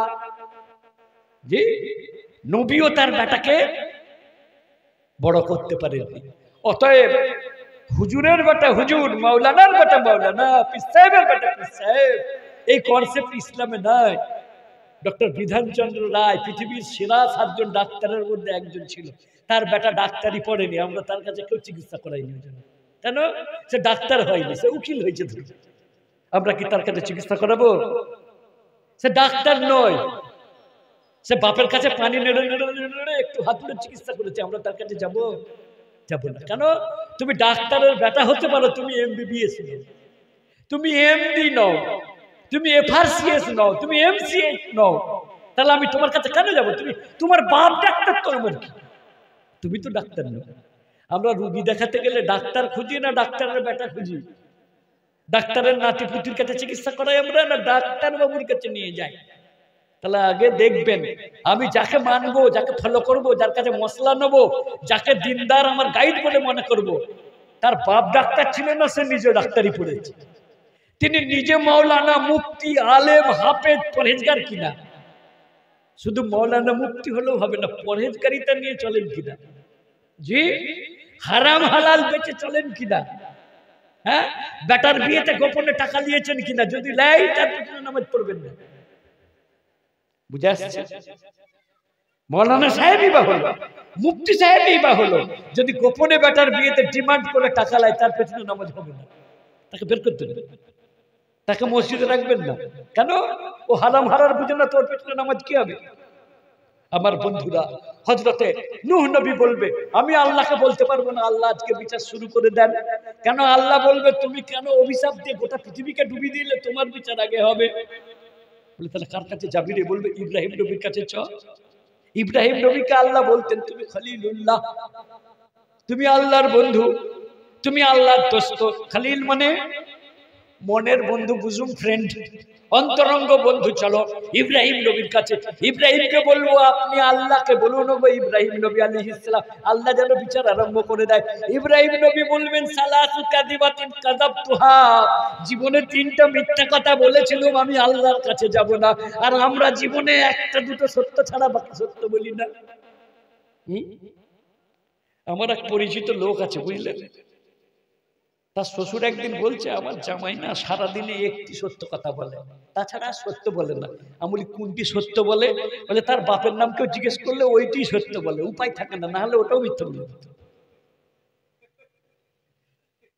কেউ যদি জিজ্ঞেস করে তোর বাপের নাম কি, তখন বলে অমুক গায়েন আমার বাপের নাম। উপায় থাকা থাকে আমার জামাই সত্য কথা বলে না, যদি উপায় থাকতো ওইটাও বলে দিত অন্য কারো না। নবী যে বলছেন আমি জীবনে 3টা মিথ্যা কথা বলেছি, ইব্রাহিম আলাইহিস সালাম বলছেন মিথ্যা নয় কিন্তু আপাত দৃষ্টিতে মিথ্যা। বুখারী শরীফের লম্বা ওয়াকিয়া ঘটনা, ইব্রাহিম নবীকে যখন সবাই যে বলছে চলো আজ মেলা লেগেছে, মেলা দেখতে যাব, মেলা লেগেছে, মেলা দেখতে যাব। আমরা যারা মেলায় যাই তারা ফতোয়াটা ভালো করে শুনে নাও। যদি শিল্প মেলা হয়, যদি বাণিজ্য মেলা হয়, যদি পাখি মেলা হয়, যদি ফুল মেলা হয়, তাহলে যাওয়া যায়। কথা বুঝে আসছে? ক্লিয়ার না? ক্লিয়ার নয়? যদি বাণিজ্যিক মেলা হয়, ব্যবসায়িক মেলা হয়, শিল্প মেলা হয়, পুষ্প মেলা হয়, পাখি মেলা হয়, সব মেলায় যাওয়া যায়। আর যদি ভবানী মেলা হয়, বিপত্তারিণী মেলা হয়, নর্মদা মেলা হয়, বুঝতে পারছেন তার মানে কি? ওই মেলায় যাওয়া যাবে না, বাকি মেলায় যাওয়া যাবে। যে পৌরসভা একটা মেলা করেছে, কিসের মেলা? কোনো পুজো টুজোর মেলা নয়, শুধু কেনা বেচার মেলা, পুষ্প মেলা, শিল্প মেলা, বাণিজ্য মেলা, কৃষি মেলা। কৃষি মেলা দেখেছেন? একটা একটা মূল্য নিয়েছে 12 হাত করে লম্বা, একটা বাঁধাকপি নিয়েছে 22 কেজি ওজন, একটা কুমড়ো নিয়েছে 52 কেজি ওজন, এর নাম কৃষি মেলা। একটা ফুল নিয়েছে 5 কেজি ওজনের গাঁদা ফুল। এগুলো হলো পুষ্প মেলা, বাণিজ্য মেলা, কৃষি মেলা। এই মেলা যাওয়া জায়েজ আছে, অন্য মেলায় যাওয়া জায়েজ নাই। বুঝে এলো? ইন জেনারেল বলে দিলুম। আর কোন মেলায় যাওয়া যাবে, কোনটাই যাওয়া যাবে না, আপনারা জায়গা ধরে ধরে ফতোয়া নেবেন না, একদম ফর্মুলায় ফেলে দেন। বেচা কেনার মেলা, বাণিজ্যিক মেলা যাওয়াই যাবে। আর যদি কোনো ধর্মকেন্দ্রিক মেলা হয় তাহলে সেই মেলায় যাওয়া যাবে না। কথা বুঝে এলো? জি, ইব্রাহিম নবীকে যে বলছে চলো আমরা মেলায় যাব, মেলাটা ছিল ভবানী মেলা। ইব্রাহিম ফানাজারা নাজরাতান ইলান নুজুমে, আকাশের দিকে তাকালো আর আল্লাহর কথা ভাবলো। ফাকালা ইন্নী সাকিবুন, বলল আমার শরীর খারাপ, আমি যাব না। অথচ শরীর খারাপ নাই, তার মন খারাপ ছিল। কেন? ওখানে সবাই যে মূর্তি পূজা করছিল আর ইব্রাহিম নবী মূর্তি পূজা বিরোধী ছিলেন, বললেন আমি যাব না। এই তোমরা কথা বললো না রাইহান, তোমরা এত কথা বললে ডিস্টার্ব হবে। বললো ওই মেলায় যাব না, আমার শরীর খারাপ।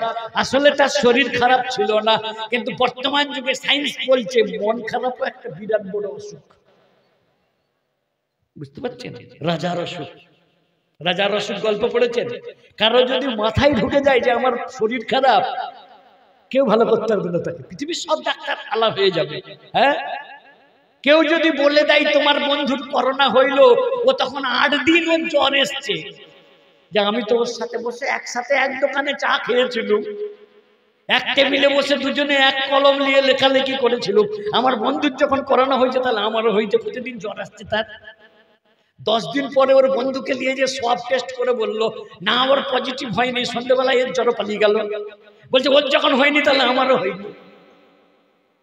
এটাকে বলে মানসিক রোগ, এটাকে বলে মানসিক ব্যাধি, মনের রোগ।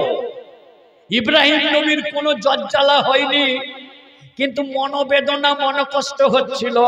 আমি ওই মেলায় যাব না, গায়ের লোক যে ওখানে টপাটপ সিজদা করছে, মাটির পুতুলকে আমি সিজদা করব না, মাটির পুতুলকে আমি সিজদা করব না। তাই উনি এড়িয়ে যাওয়ার জন্য বললেন ইন্নী সাকিবুন। দেখুন, ডাইরেক্ট বললেন না, ডাইরেক্ট বললেন না। এটা আমরা একটা কৌশল কি বুঝতে পারলাম বলুন তো? সব কথা সব জায়গায় ডাইরেক্ট বলার প্রয়োজন হয় না, প্রয়োজন হয়। হ্যাঁ, আমি যদি আমার কোনো বন্ধুকে নিমন্ত্রণ না দিই, আমার বন্ধুর নাম বিমল ঘোষ, শুভঙ্কর ভৌমিক, আমি তাকে যদি বলি এই আজকে 10টার সময় আমার বাড়িতে গরু কুরবানি হবে, তোকে নিমন্ত্রণ না করলো, ও কি বলবে? এই তোদের গরু কুরবানি হবে, আমি যাব না, এই কথাটাও বলবে না। আমি বিজি থাকবো রে, আমার আর যাওয়া হবে না, এটা বলবে না? বলবে না? ডাইরেক্ট এটা বলবে না, তোদের তো আজ গরু হবে না, আমার ওটা চলে না, তোদের বাড়ি আর যাবো না, ওটা বলবে? না, বলবে না। ও একটা হিকমতের জবাব দেবে, সৌজন্যতার জবাব দেবে। এই জানো তো আমার বউকে আজকে না ডাক্তার দেখাতে নিয়ে যাব, বা আমার না আজকে চুলদাড়ি কাটা, আমার আজ ফুরসত হবে না, আমি আজ বিরাট বিজি আছি, আজকে যাব না, অন্য একদিন তোমার বাড়িতে যে আমি সর্বত্র সিমাই টিমাই খেয়ে আসবো। কিন্তু যেদিনে গরু জবাই হবে ও কৌশল সেদিনে আসবে না, আর আসা উচিত নয়। উচিত? আমার বিমলকে নিমন্ত্রণ করা উচিত নয়, উচিত? আমি যদি শুভঙ্কর ভৌমিককে বলি শুভঙ্কর আজকে আমার বাড়িতে একটা 1.5 কুইন্টালের গরু জবাই হবে, তুমি আসবে, আর গরুটা ঠ্যাংটা ধরে একটা সেলফি তুলে চলে যাবে, আমার ডাকা উচিত হবে না? ওর গায়ের লোকের মেরে চামড়া তুলে দেবে, দেবে না দেবে না?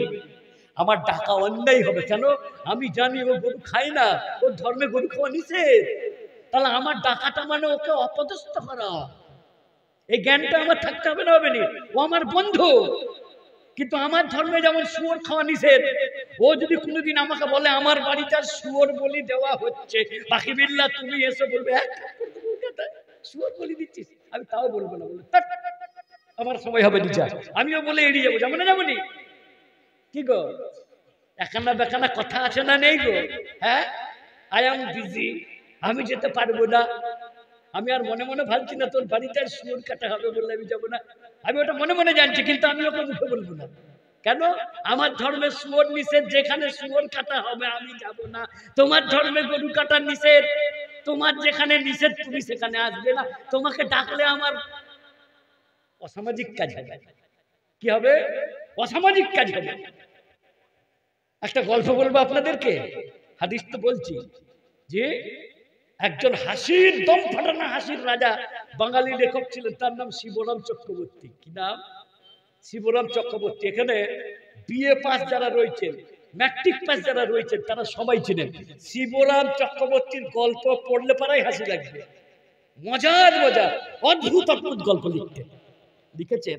একটা ছেলে ক্লাস 8-এ পড়ে, অ্যানুয়াল পরীক্ষায় ইংরেজি পরীক্ষার দিনে একটা প্রশ্নও তার কি পড়েনি, সাজেশন মোতাবেক পড়েনি। সে কিছুই লিখতে পারবে না। সে কি করবে? কিছুই লিখতে পারছে না। কি করেছে জানেন? দেখছে সাদা খাতা জমা দিলে তো স্যার সব খাতা কেটে দেবে। কি করে দেবে? লাল পেন দিয়ে এটাকে কি বলে গো, খাতা কাটা, ঢেরা চিহ্ন দিয়ে দেবে। ওই জন্য কি করেছে জানেন? খুব বুদ্ধিমান ছেলে, প্রত্যেকটা সাদা পাতায় একটা করে গরুর ছবি এঁকে দিয়েছে। কি করেছে? একটা করে বড় গরুর ছবি লিখে দিয়েছে। দিয়ে নিচে লিখে দিচ্ছে, গাই हमारा माता है, इंग्रेजी नहीं आता है। गाय हमारा माता है, इंग्रेजी नहीं आता है। প্রত্যেকটা পাতায় ছবি আঁকছে আর গরুর ছবি, আর নিচে লিখে দিচ্ছে, গাই हमारा माता है, इंग्लिश नहीं आता है। লাস্ট পৃষ্ঠায় লিখছে, স্যার গরুর ছবি কাটলে পাপ হবে, আপনি ব্রাহ্মণের ছেলে গরু কাটবেন না। হ্যাঁ, খাতায় এমনি করে কাটতে হবে। ব্রাহ্মণ মাস্টার আর ভয়ে খাতা কাটেনি।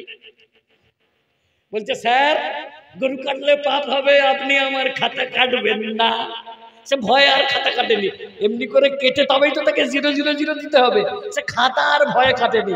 এসে বলছে, আরে কি বিটকেল ছেলে রে, নাই এইটার একটা ছেলে, সে সমস্ত খাতাতে গরুর ছবি এঁকেছে। আর সে লিখেছে কি, গাই हमारा माता है, इंग्लिश नहीं आता है। আর লাস্টের পিছনে লিখছে, স্যার গরু কাটলে পাপ হবে। সে খাতা আর কাটেনি। লাস্টে একজন যখন ক্লাসরুমে বলেছে, স্টাফ রুমে, যে ওরে একটা ছেলে এইরকম করেছে। একজন মাস্টার ছিল, সে ওসব মানত না, ধর্ম টর্ম, সে একটু কমিউনিস্ট টাইপের, সে নাস্তিক টাইপের। বলতে, খাতাটা আমাকে দাও। সে খাতাটা নিয়ে বেশ সুন্দর করে কেটেছে, ঢেরা পাটা কেটে দিয়েছে। কেটে দিয়ে সে যে কবিতা লিখেছে, গাই हमारा माता है, इंग्रेजी नहीं आता है, তার পাশে ওই স্যার লিখে দিয়েছে, বলদ हमारा बाप है, বলদ हमारा बाप है, नंबर देना पाप है। বুঝে এসছে? বলদ हमारा बाप है, বলদ মানে হেলে গরু, এড়ে গরু। বলদ हमारा बाप है, तुमको नंबर देना पाप है, তাই তোকে নাম্বার দিলুম নি, নাম্বার দিলে পাপ হবে। এটা যেমন মাস্টার তেমন ছাত্র, যেমন ছাত্র তার তেমন মাস্টার। বুঝলেন? সম্মানিত বন্ধুরা, হযরত ইব্রাহিম আলাইহিস সালাতু ওয়াস সালাম ডাইরেক্ট বলতেন না যে তোমরা গায়ের লোকেরা কি সব করবে, আমার ওতে মত নাই, আমি যাব না। বলছে, ইন্নী সাকিমুন, আমার শরীর খারাপ, আমার জ্বর হয়েছে, আমি যাব না। আবার পানিটা দেন ভাই। যাদের এখনো খাওয়া দাওয়া হয়নি তারা একটু খেয়ে নেন। জি, ওদেরও তো দায়িত্ব আছে, হাড়ির কাজটা শেষ করে দেবে 11টার মধ্যে।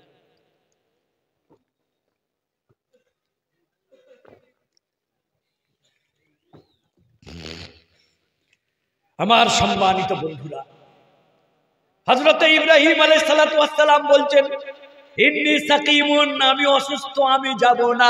কিন্তু ডাইরেক্ট বললো না যে তোদের ওই মেলায় আমার যেতে মন চাইছে না, তাই যাব না, তোরা অমুক অমুক করবি, আমরা যাব না। তাহলে সব কথা সবসময় ডাইরেক্ট ব্যাট চালাতে নয়, মাঝে মাঝে সুইং করে দিতে হয়। বুঝতে পারছেন তো? সব কথা সোজাসুজি বলতে নেই। যদি মনে করেন যে আমি এই সোজা কথাটা বলে দিলে সমাজে অশান্তি তৈরি হবে, আমার লাইফ রিস্ক হবে, আমি সেখানে বলবো না। আমি একটু কথাটাকে ঘুরিয়ে বলবো।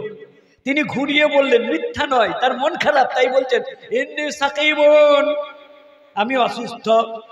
আর ইব্রাহিম নবী যখন মিশরে গেলেন, তখন মিশরের জালিম বাদশা তার সুন্দরী বিবি সারাকে কেড়ে নিল। সারাকে কেড়ে নিয়ে বলছে, ইব্রাহিম, সারা তোমার কে?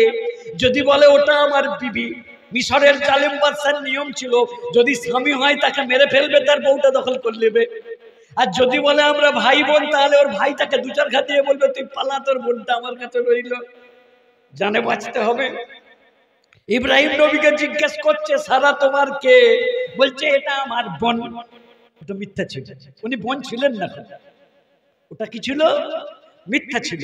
কিন্তু হাদিসের পণ্ডিতরা বলছেন ওটা মিথ্যা নয়। কেন? ভ্রাতৃত্ব 3 রকমের আছে। ক রকমের? 3 রকমের। একটা ঔরসগত ভ্রাতৃত্ব, আমরা 2 ভাই মানে মায়ের পেটের ভাই, এক বাপের ঔরসে আমরা জন্ম। এটা রক্তগত ভ্রাতৃত্ব, একটা সামাজিক ভ্রাতৃত্ব, একটা মানবিক ভ্রাতৃত্ব। আমরা ভারতবর্ষে হিন্দু মুসলমান পাশাপাশি ভাই বাস করি। আমরা এক দেশের মানুষ, এক জাতি, এক দেশের নাগরিক, আমরা ভাই ভাই। গোটা পৃথিবীর মানুষ আমরা ভাই ভাই। কেন? আল্লাহ বলেছেন কোরআনের মধ্যে, আমি তোমাদেরকে একজন পিতা আর একজন মাতা থেকে সৃষ্টি করেছি। কি করেছি? একজন পিতা একজন মাতা থেকে। ওয়াজআলনাকুম শুউবান ওয়া কাবাইলান লিতাআরাফু, আমি কাউকে শেখ করেছি, কাউকে খাঁ করেছি, কাউকে সৈয়দ করেছি, কাউকে ভূঁইয়া করেছি। এজন্য নয় যে তোমরা বলবে আমরা সৈয়দরা দামি লোক, আমরা খাঁ সাহেবরা দামি লোক, এজন্য আমি করিনি। বরং কি করেছি? কেন করেছি? ওয়াজআলনাকুম শুউবান ওয়া কাবাইলা, তোমাদেরকে নানা গোত্রে নানা বংশে আমি বিভক্ত করেছি।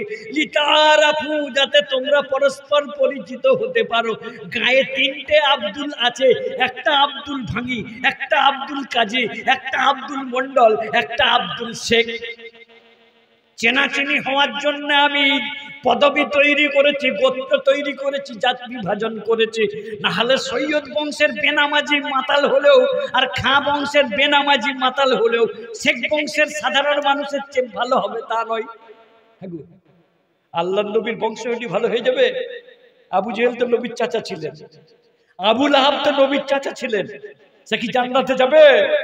যাবে না, যাবে না। নবীর চাচা হযরতে আবু তালেব নবীর পরম বন্ধু ছিলেন, কিন্তু তিনি জান্নাতে যাবেন না। মুসলিম শরীফের হাদিস, বাবুল ঈমান ইনদাল গরগরা, যখন গড়গড়া মানে ঘড়ঘড়া নিয়ে এসে যাবে, জাকনদানি শুরু হয়ে যাবে। আল্লাহর নবীর যখন চাচা আবু তালেবের ইন্তেকাল হচ্ছে, নবী সাল্লাল্লাহু আলাইহি সাল্লাম যে বললেন, ওগো চাচা আবু তালেব, তুমি আমার পরম বন্ধু, তুমি আমার পরম অভিভাবক ছিলে।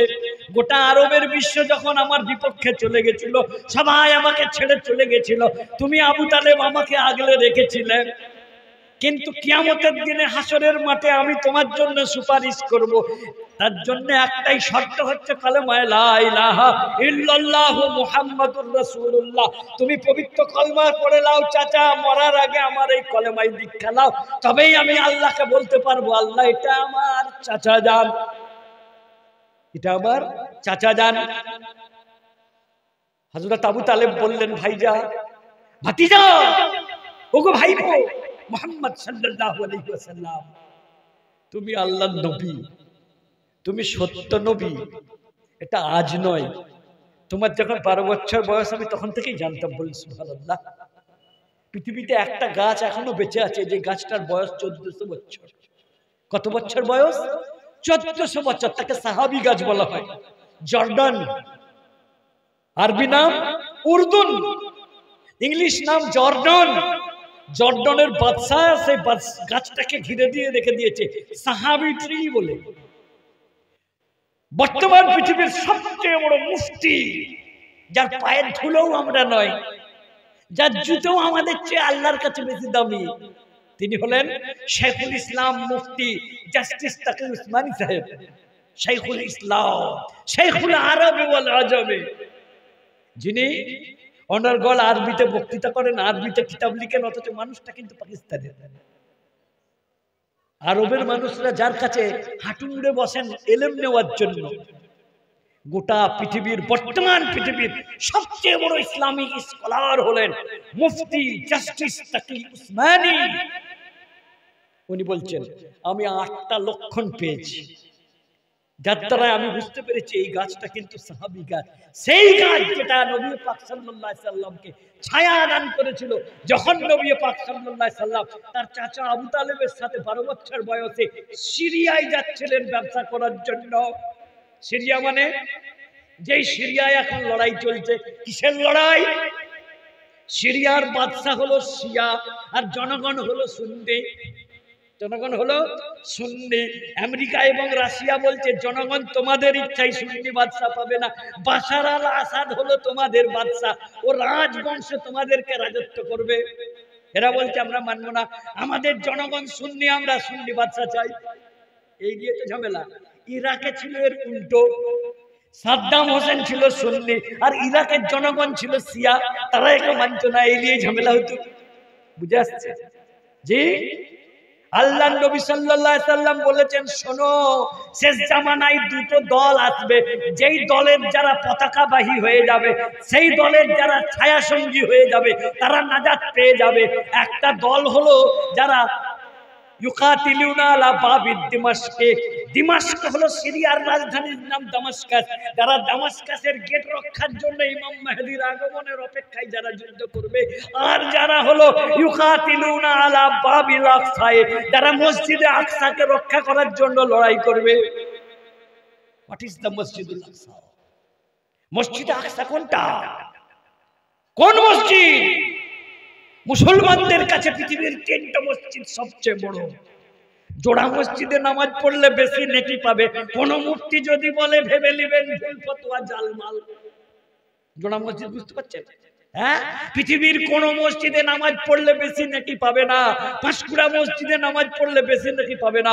নাকোদা মসজিদে নামাজ পড়লে বেশি নেকি পাবে না। দিল্লির জামা মসজিদে নামাজ পড়লে বেশি নেকি পাবে না। পৃথিবীর 3টি মসজিদ আছে, আল্লাহর নবী বলেছেন লা তাশুদ্দুর রিহাল ইল্লা লিসালাসাতি মাসাজিদা। 3টে মসজিদ ছাড়া কোন মসজিদের জন্য লোটা কম্বল বেঁধে নিয়ে যাওয়া চলবে না। যে মসজিদে ওখানে নামাজ পড়বো নেকি বেশি পাবো না। 3টি মসজিদ আছে। মসজিদুল আকসা 3 নম্বর মসজিদ, মসজিদি হাদা আমার এই মদিনার মসজিদ, আর মসজিদুল হারাম হলো মক্কার কাবার মসজিদ। কাবা শরীফে একটা নামাজ পড়লে 1 লক্ষ নেকি পাওয়া যায়, সেই নামাজটা জামকুন্ডা মসজিদে পড়লে 1টা নেকি পাওয়া যায়। বুঝে আসছে? এলাইগঞ্জের মসজিদে যদি নামাজটা পড়েন, যদি 1টা নেকি পেতেন, ওই নামাজটাই যদি কাবার চত্বরে মসজিদুল হারামে পড়েন, আল্লাহ 1 লাখ নেকি দান করবেন। ওই নামাজটাই যদি মসজিদের নববীতে পড়েন, আল্লাহ ওই নামাজটার নেকি 50 গুণ দান করবেন, 50,000 দান করবেন। ওই নামাজটাই মসজিদুল আকসাতে পড়লে আল্লাহর নবী বলেছেন 25,000 নেকি পাবে। 25,000 নেকি পাবে। কোন মসজিদ? মসজিদুল আকসা। কোরআনের মধ্যে ওই মসজিদের কথা আল্লাহ বলেছেন, সুবহানাল্লাযী আসরা বিআবদিহি লাইলাম মিনাল মাসজিদিল হারাম ইলাল মাসজিদিল আকসা। পৃথিবী এত মসজিদ আছে, তবু মুসলমানরা কেন মসজিদে বাইতুল মুকাদ্দাসের জন্য লাখো লাখো ঝাঁকো ঝাঁকো প্রাণ দিয়ে দিচ্ছে? একটা মসজিদের জন্য কত এত জান দিয়ে দিচ্ছে? জানো না ইসলামের 3 নম্বর সম্মানিত মসজিদ হলো বাইতুল মুকাদ্দাস। ওই মসজিদটা কবে তৈরি হইল? আল্লাহ বলছেন ইন্না আউওয়ালা বাইতিন উযিয়া লিন-নাসি লাল্লাযী বিবাক্কাতা। পৃথিবীর ভূপৃষ্ঠে প্রথম সেই বাড়িটা যেটা আল্লাহর ইবাদতের জন্য ফেরেশতারা তৈরি করে দিয়েছিল, প্রথম বাড়িটা হলো লাল্লাযী বিবাক্কাতা, যেটা বাক্কা অর্থাৎ মক্কা নগরীতে আছে। কাবা পৃথিবীর প্রথম মসজিদ। ওই মসজিদ তৈরির 40 বছর পরে ফেরেশতারাই তৈরি করলেন মসজিদুল আকসা, যেই মসজিদটা বর্তমান দাঁড়িয়ে আছে। ওই মসজিদটা আজ থেকে 3000 বছর আগে সুলাইমান নবী এবং তার বাপ দাউদ নবী তৈরি করেছিলেন। রাজমিস্ত্রি ছিল কারা? জিন্নাতরা। রাজমিস্ত্রি ছিল জিন্নাতরা। 3 বছর 2.5 বছর আগে তৈরি করেছিলেন হযরত দাউদ আলাইহিস সালাতু ওয়াস সালাম। দাউদ নবী ইহুদিদের নবী। কাদের নবী? ইহুদিদের নবী। মুসা নবী কাদের নবী? ইহুদিদের নবী। আমাদের নবী। আমরা পৃথিবীর কোন নবীকে অসম্মান করিনি। পৃথিবীর কোন মুসলমান পৃথিবীর কোন নবীকে অসম্মান করে না। যদি করে সে বেঈমান, সে কাফের। আল্লাহ কোরআনে বলছে তিলকার রুসুল ফাজ্জালনা বাযাহুম আলা বাযিন। ওই সকল নবী আছেন, আমি কাউকে একটু বেশি সম্মান দিয়েছি, কাউকে একটু কম সম্মান দিয়েছি, কিন্তু আমরা লা নুফাররিকু বাইনা আহাদিম মির রুসুলিহি। আমরা আল্লাহর রাসূলদের মধ্যে বিভেদ করি না। 1,24,000 পয়গম্বর বা নবী পৃথিবীতে এসেছেন। আমরা ঈসা নবীকেও নবী বলে মানি, মুসা নবীকেও নবী বলে মানি। তসলিমা নাসরিন বললে কি জানেন? ডিসেম্বর মাস চলছে না, 25শে ডিসেম্বর একটা দিন আসছে, যে দিনটার নাম হলো বড়দিন। কি দিন? বড়দিন। আমি একদিন এক মাস্টার মশাইকে বলছি, তিনি প্রাইমারি প্যারা টিচার। আমি বলি বড়দিন মানে কি? বলতে জানেন না, ওই দিনের দিনটা সবচেয়ে বড় হয়। আমি বলি তুমি কি ঘুষ দিয়ে চাকরি পেয়েছিলে না কি? বলো না, ডিসেম্বর মাসে বড়দিন হবে কেন? হ্যাঁ, মিনিটে বড় ঘন্টায় বড় যদি বলো সেটা জুলাই মাসে হবে। বছরের সবচেয়ে বড় দিন কোন মাসে হবে? জুলাই মাসে হবে। অপসুর হবে, অনুসুর হবে। আমি একটু একটু ভূগোল পড়েছি, তুমি কি মাস্টারি করছো? বলছে এই দিনটা বড় নয়, এমনই মাপে বড়। 5টা বেজে 3 মিনিটে সূর্য ডুবে যাচ্ছে, কোথায় 6:30টায় সূর্য ডুবে, দিন ছোট হয়ে গেছে তো, ছোট হয়নি? হ্যাঁ, মগরেব হতো 6:32, মগরেব হচ্ছে 5টা 3 মিনিটে, তাহলে 1.5 ঘন্টা দিন ছোট হয়ে গেছে, দিন বড় কি করে হলো? বলছে না, এটা বড় দিন। কিসের বড়? বলছে এটা মাপে বড় নয়, ডিউরেশনে বড় নয়। কিসে বড়? মাহাত্ম্যে বড়, মর্যাদায় বড়। কিসের মর্যাদা রে? বলছে আজকে যিশু খ্রিস্টের জন্মেছিল, ঈসা নবী জন্মেছিল, তাই আমরা গোটা পৃথিবীর খ্রিস্টানরা আজকে নবীর জন্মদিন পালন করছি। কোন নবীর? ঈসা নবীর। কোন নবীর? যিশু খ্রিস্টের, ঈসা নবীর। হ্যাঁ, গোটা পৃথিবীর খ্রিস্টান পাস করে, পালন করে। পৃথিবীতে খ্রিস্টান কত আছে? 250 কোটি। ভারতে খ্রিস্টান কত আছে? 1 কোটি। খুব জোর। কিন্তু দেখবেন মেদিনীপুর সদরে একটা এমন বাড়ি থাকবে না যেদিনে বড়দিন পালন হবে না, কেক কাটা হবে না।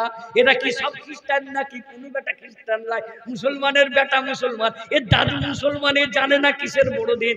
বলছে চল গাড়ি ভাড়া করে আজকে মন্দারমণি যাব, মারুতির ছাদে আজকে বক্স বাজিয়ে দিয়ে আমরা গান বাজিয়ে বাজিয়ে ফেস্টি করব। কেন? বলছে আজ বড়দিন। কিসের বড়দিন? আর যিশু খ্রিস্টের বড়দিন। মুসলমানদের নবীর বড়দিন লাই, হিন্দুর বড়দিন লাই। হিন্দুর বড়দিন রামনবমী, যেদিনে ভগবান রাম জন্মেছেন। হ্যাঁ, জন্মাষ্টমী, যেদিনে ভগবান শ্রীকৃষ্ণের জন্ম হয়েছে। এগুলো হিন্দুরা পালন করবে। হিন্দুরা কেন বড়দিন পালন করবে? কথা বুঝে আসছে? হিন্দুর ছেলে কেন 25শে ডিসেম্বরকে বড়দিন পালন করবে? বলবে না, আমরা বিরাট উদার, আমরা খ্রিস্টানদের নবীর দিনটাকে বড়দিন বলে মনে করি। তাহলে রবিউল আউয়ালটাকে কেন মনে করিস? হ্যাঁ, অ্যাকচুয়ালি ইসলামে জন্মদিন মৃত্যুদিন বলে কোনো কনসেপ্ট নেই। কথাটা বুঝে আসছে তো? আমি 10 বছর পরে আপনাদের এই এলাকায় এলাম। 10 বছর আগে এলাইগঞ্জে এসেছিলাম একবার আমার বন্ধুর মাধ্যম দিয়ে। মৌলানা মঞ্জুর আলম সাহেব এসেছিল, আমি এসেছিলাম, আবার এসেছি। আবার বলে যাচ্ছি আপনাদেরকে, বড়দিন কাদের? অনলি খ্রিস্টানদের। তারা তাদের নবীর জন্মদিন পালন করে। কোন দিনে? 25শে ডিসেম্বর রাত্রি 12টার সময় ওরা হৈ হৈ করে বলে আজকে আমাদের নবী জন্মেছিল, আজকে আমাদের নবী জন্মেছিল।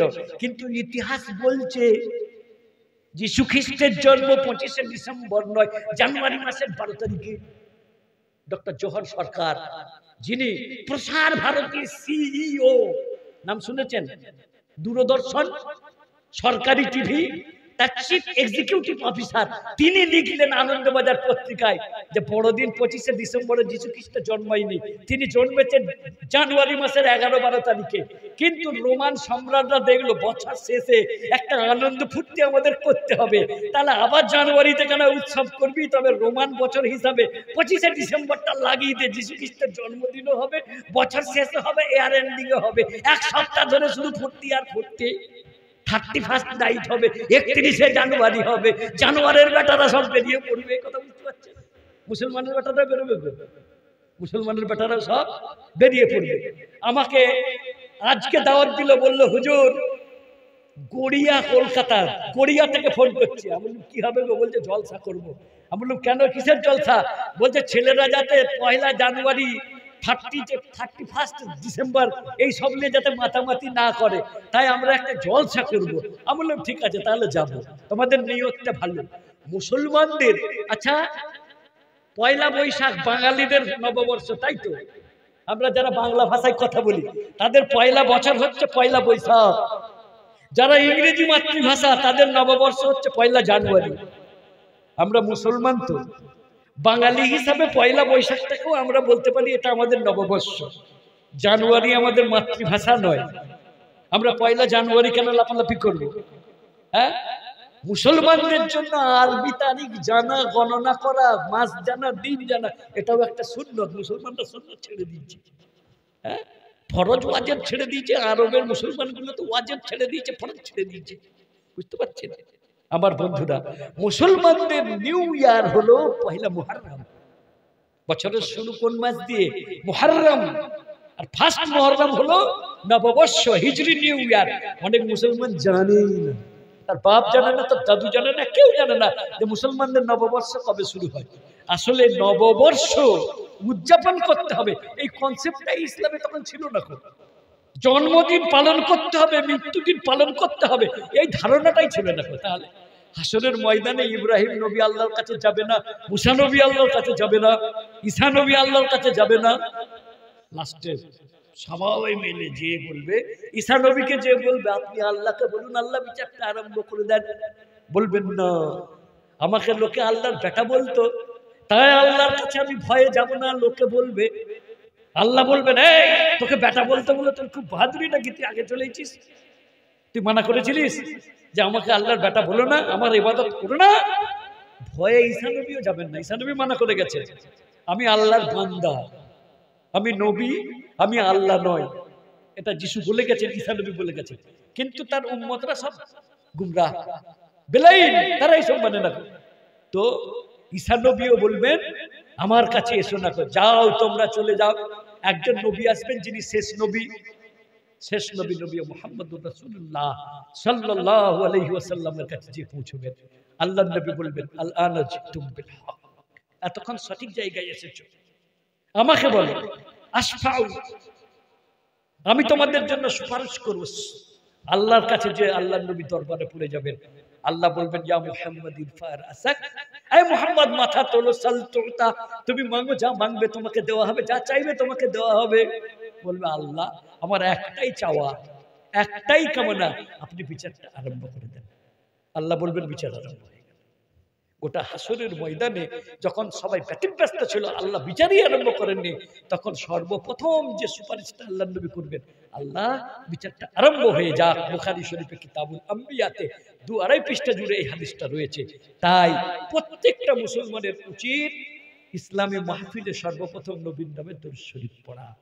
শায়েখ আব্দুল হক মুহাদ্দিস দেহলভী রাহমাতুল্লাহ আলাইহি আখবারুল আখিয়ারে লিখেছেন, আল্লাহ নামাজ কবুল করতেও পারেন নাও পারেন, রোজা কবুল করতেও পারেন নাও পারেন, কিন্তু দরুদ এমন একটা ইবাদত যে দরুদ ইবাদতটাকে আল্লাহ ফেরান না। আল্লাহ বলেছেন, আল্লাহর নবী বলেছেন, আমার উপরে কেউ যদি একবার দরুদ পড়ে আল্লাহ তাকে 10টা রহমত দান করেন। আমরা একবার দরুদ শরীফ পড়ি, আল্লাহুম্মা সাল্লি আলা মুহাম্মাদ ওয়া আলা আলি মুহাম্মাদ কামা সাল্লাইতা আলা ইব্রাহিম ওয়া আলা আলি ইব্রাহিম ইন্নাকা হামিদুম মাজিদ। اللهم بارك على محمد وعلى ال محمد كما باركت على ابراهيم وعلى ال ابراهيم انك حميد مجيد واخر دعوانا الحمد لله رب العالمين السلام عليكم ورحمه الله وبركاته। আমার পরে আর নাম বলার প্রয়োজন নেই। ভারত বিখ্যাত, বাংলা বিখ্যাত মুফাসসির কোরআন হযরত মাওলানা শওকত আলী মাজাহিরি বর্তমানে পুরসা থেকে এসেছেন। এই বয়সে আপনাদের মাহফিলে আপনাদের খেদমতে হাজির হয়ে গেছেন। ওনার বয়ান শুনুন, সমৃদ্ধ হন। আল্লাহ ওনার হায়াতে বরকত দান করুন, আপনাদের এবং আমাদের নিয়তে বরকত দান করুন। আমিন সুম্মা। হ্যালো, আলহামদুলিল্লাহ, এতক্ষণ জনাব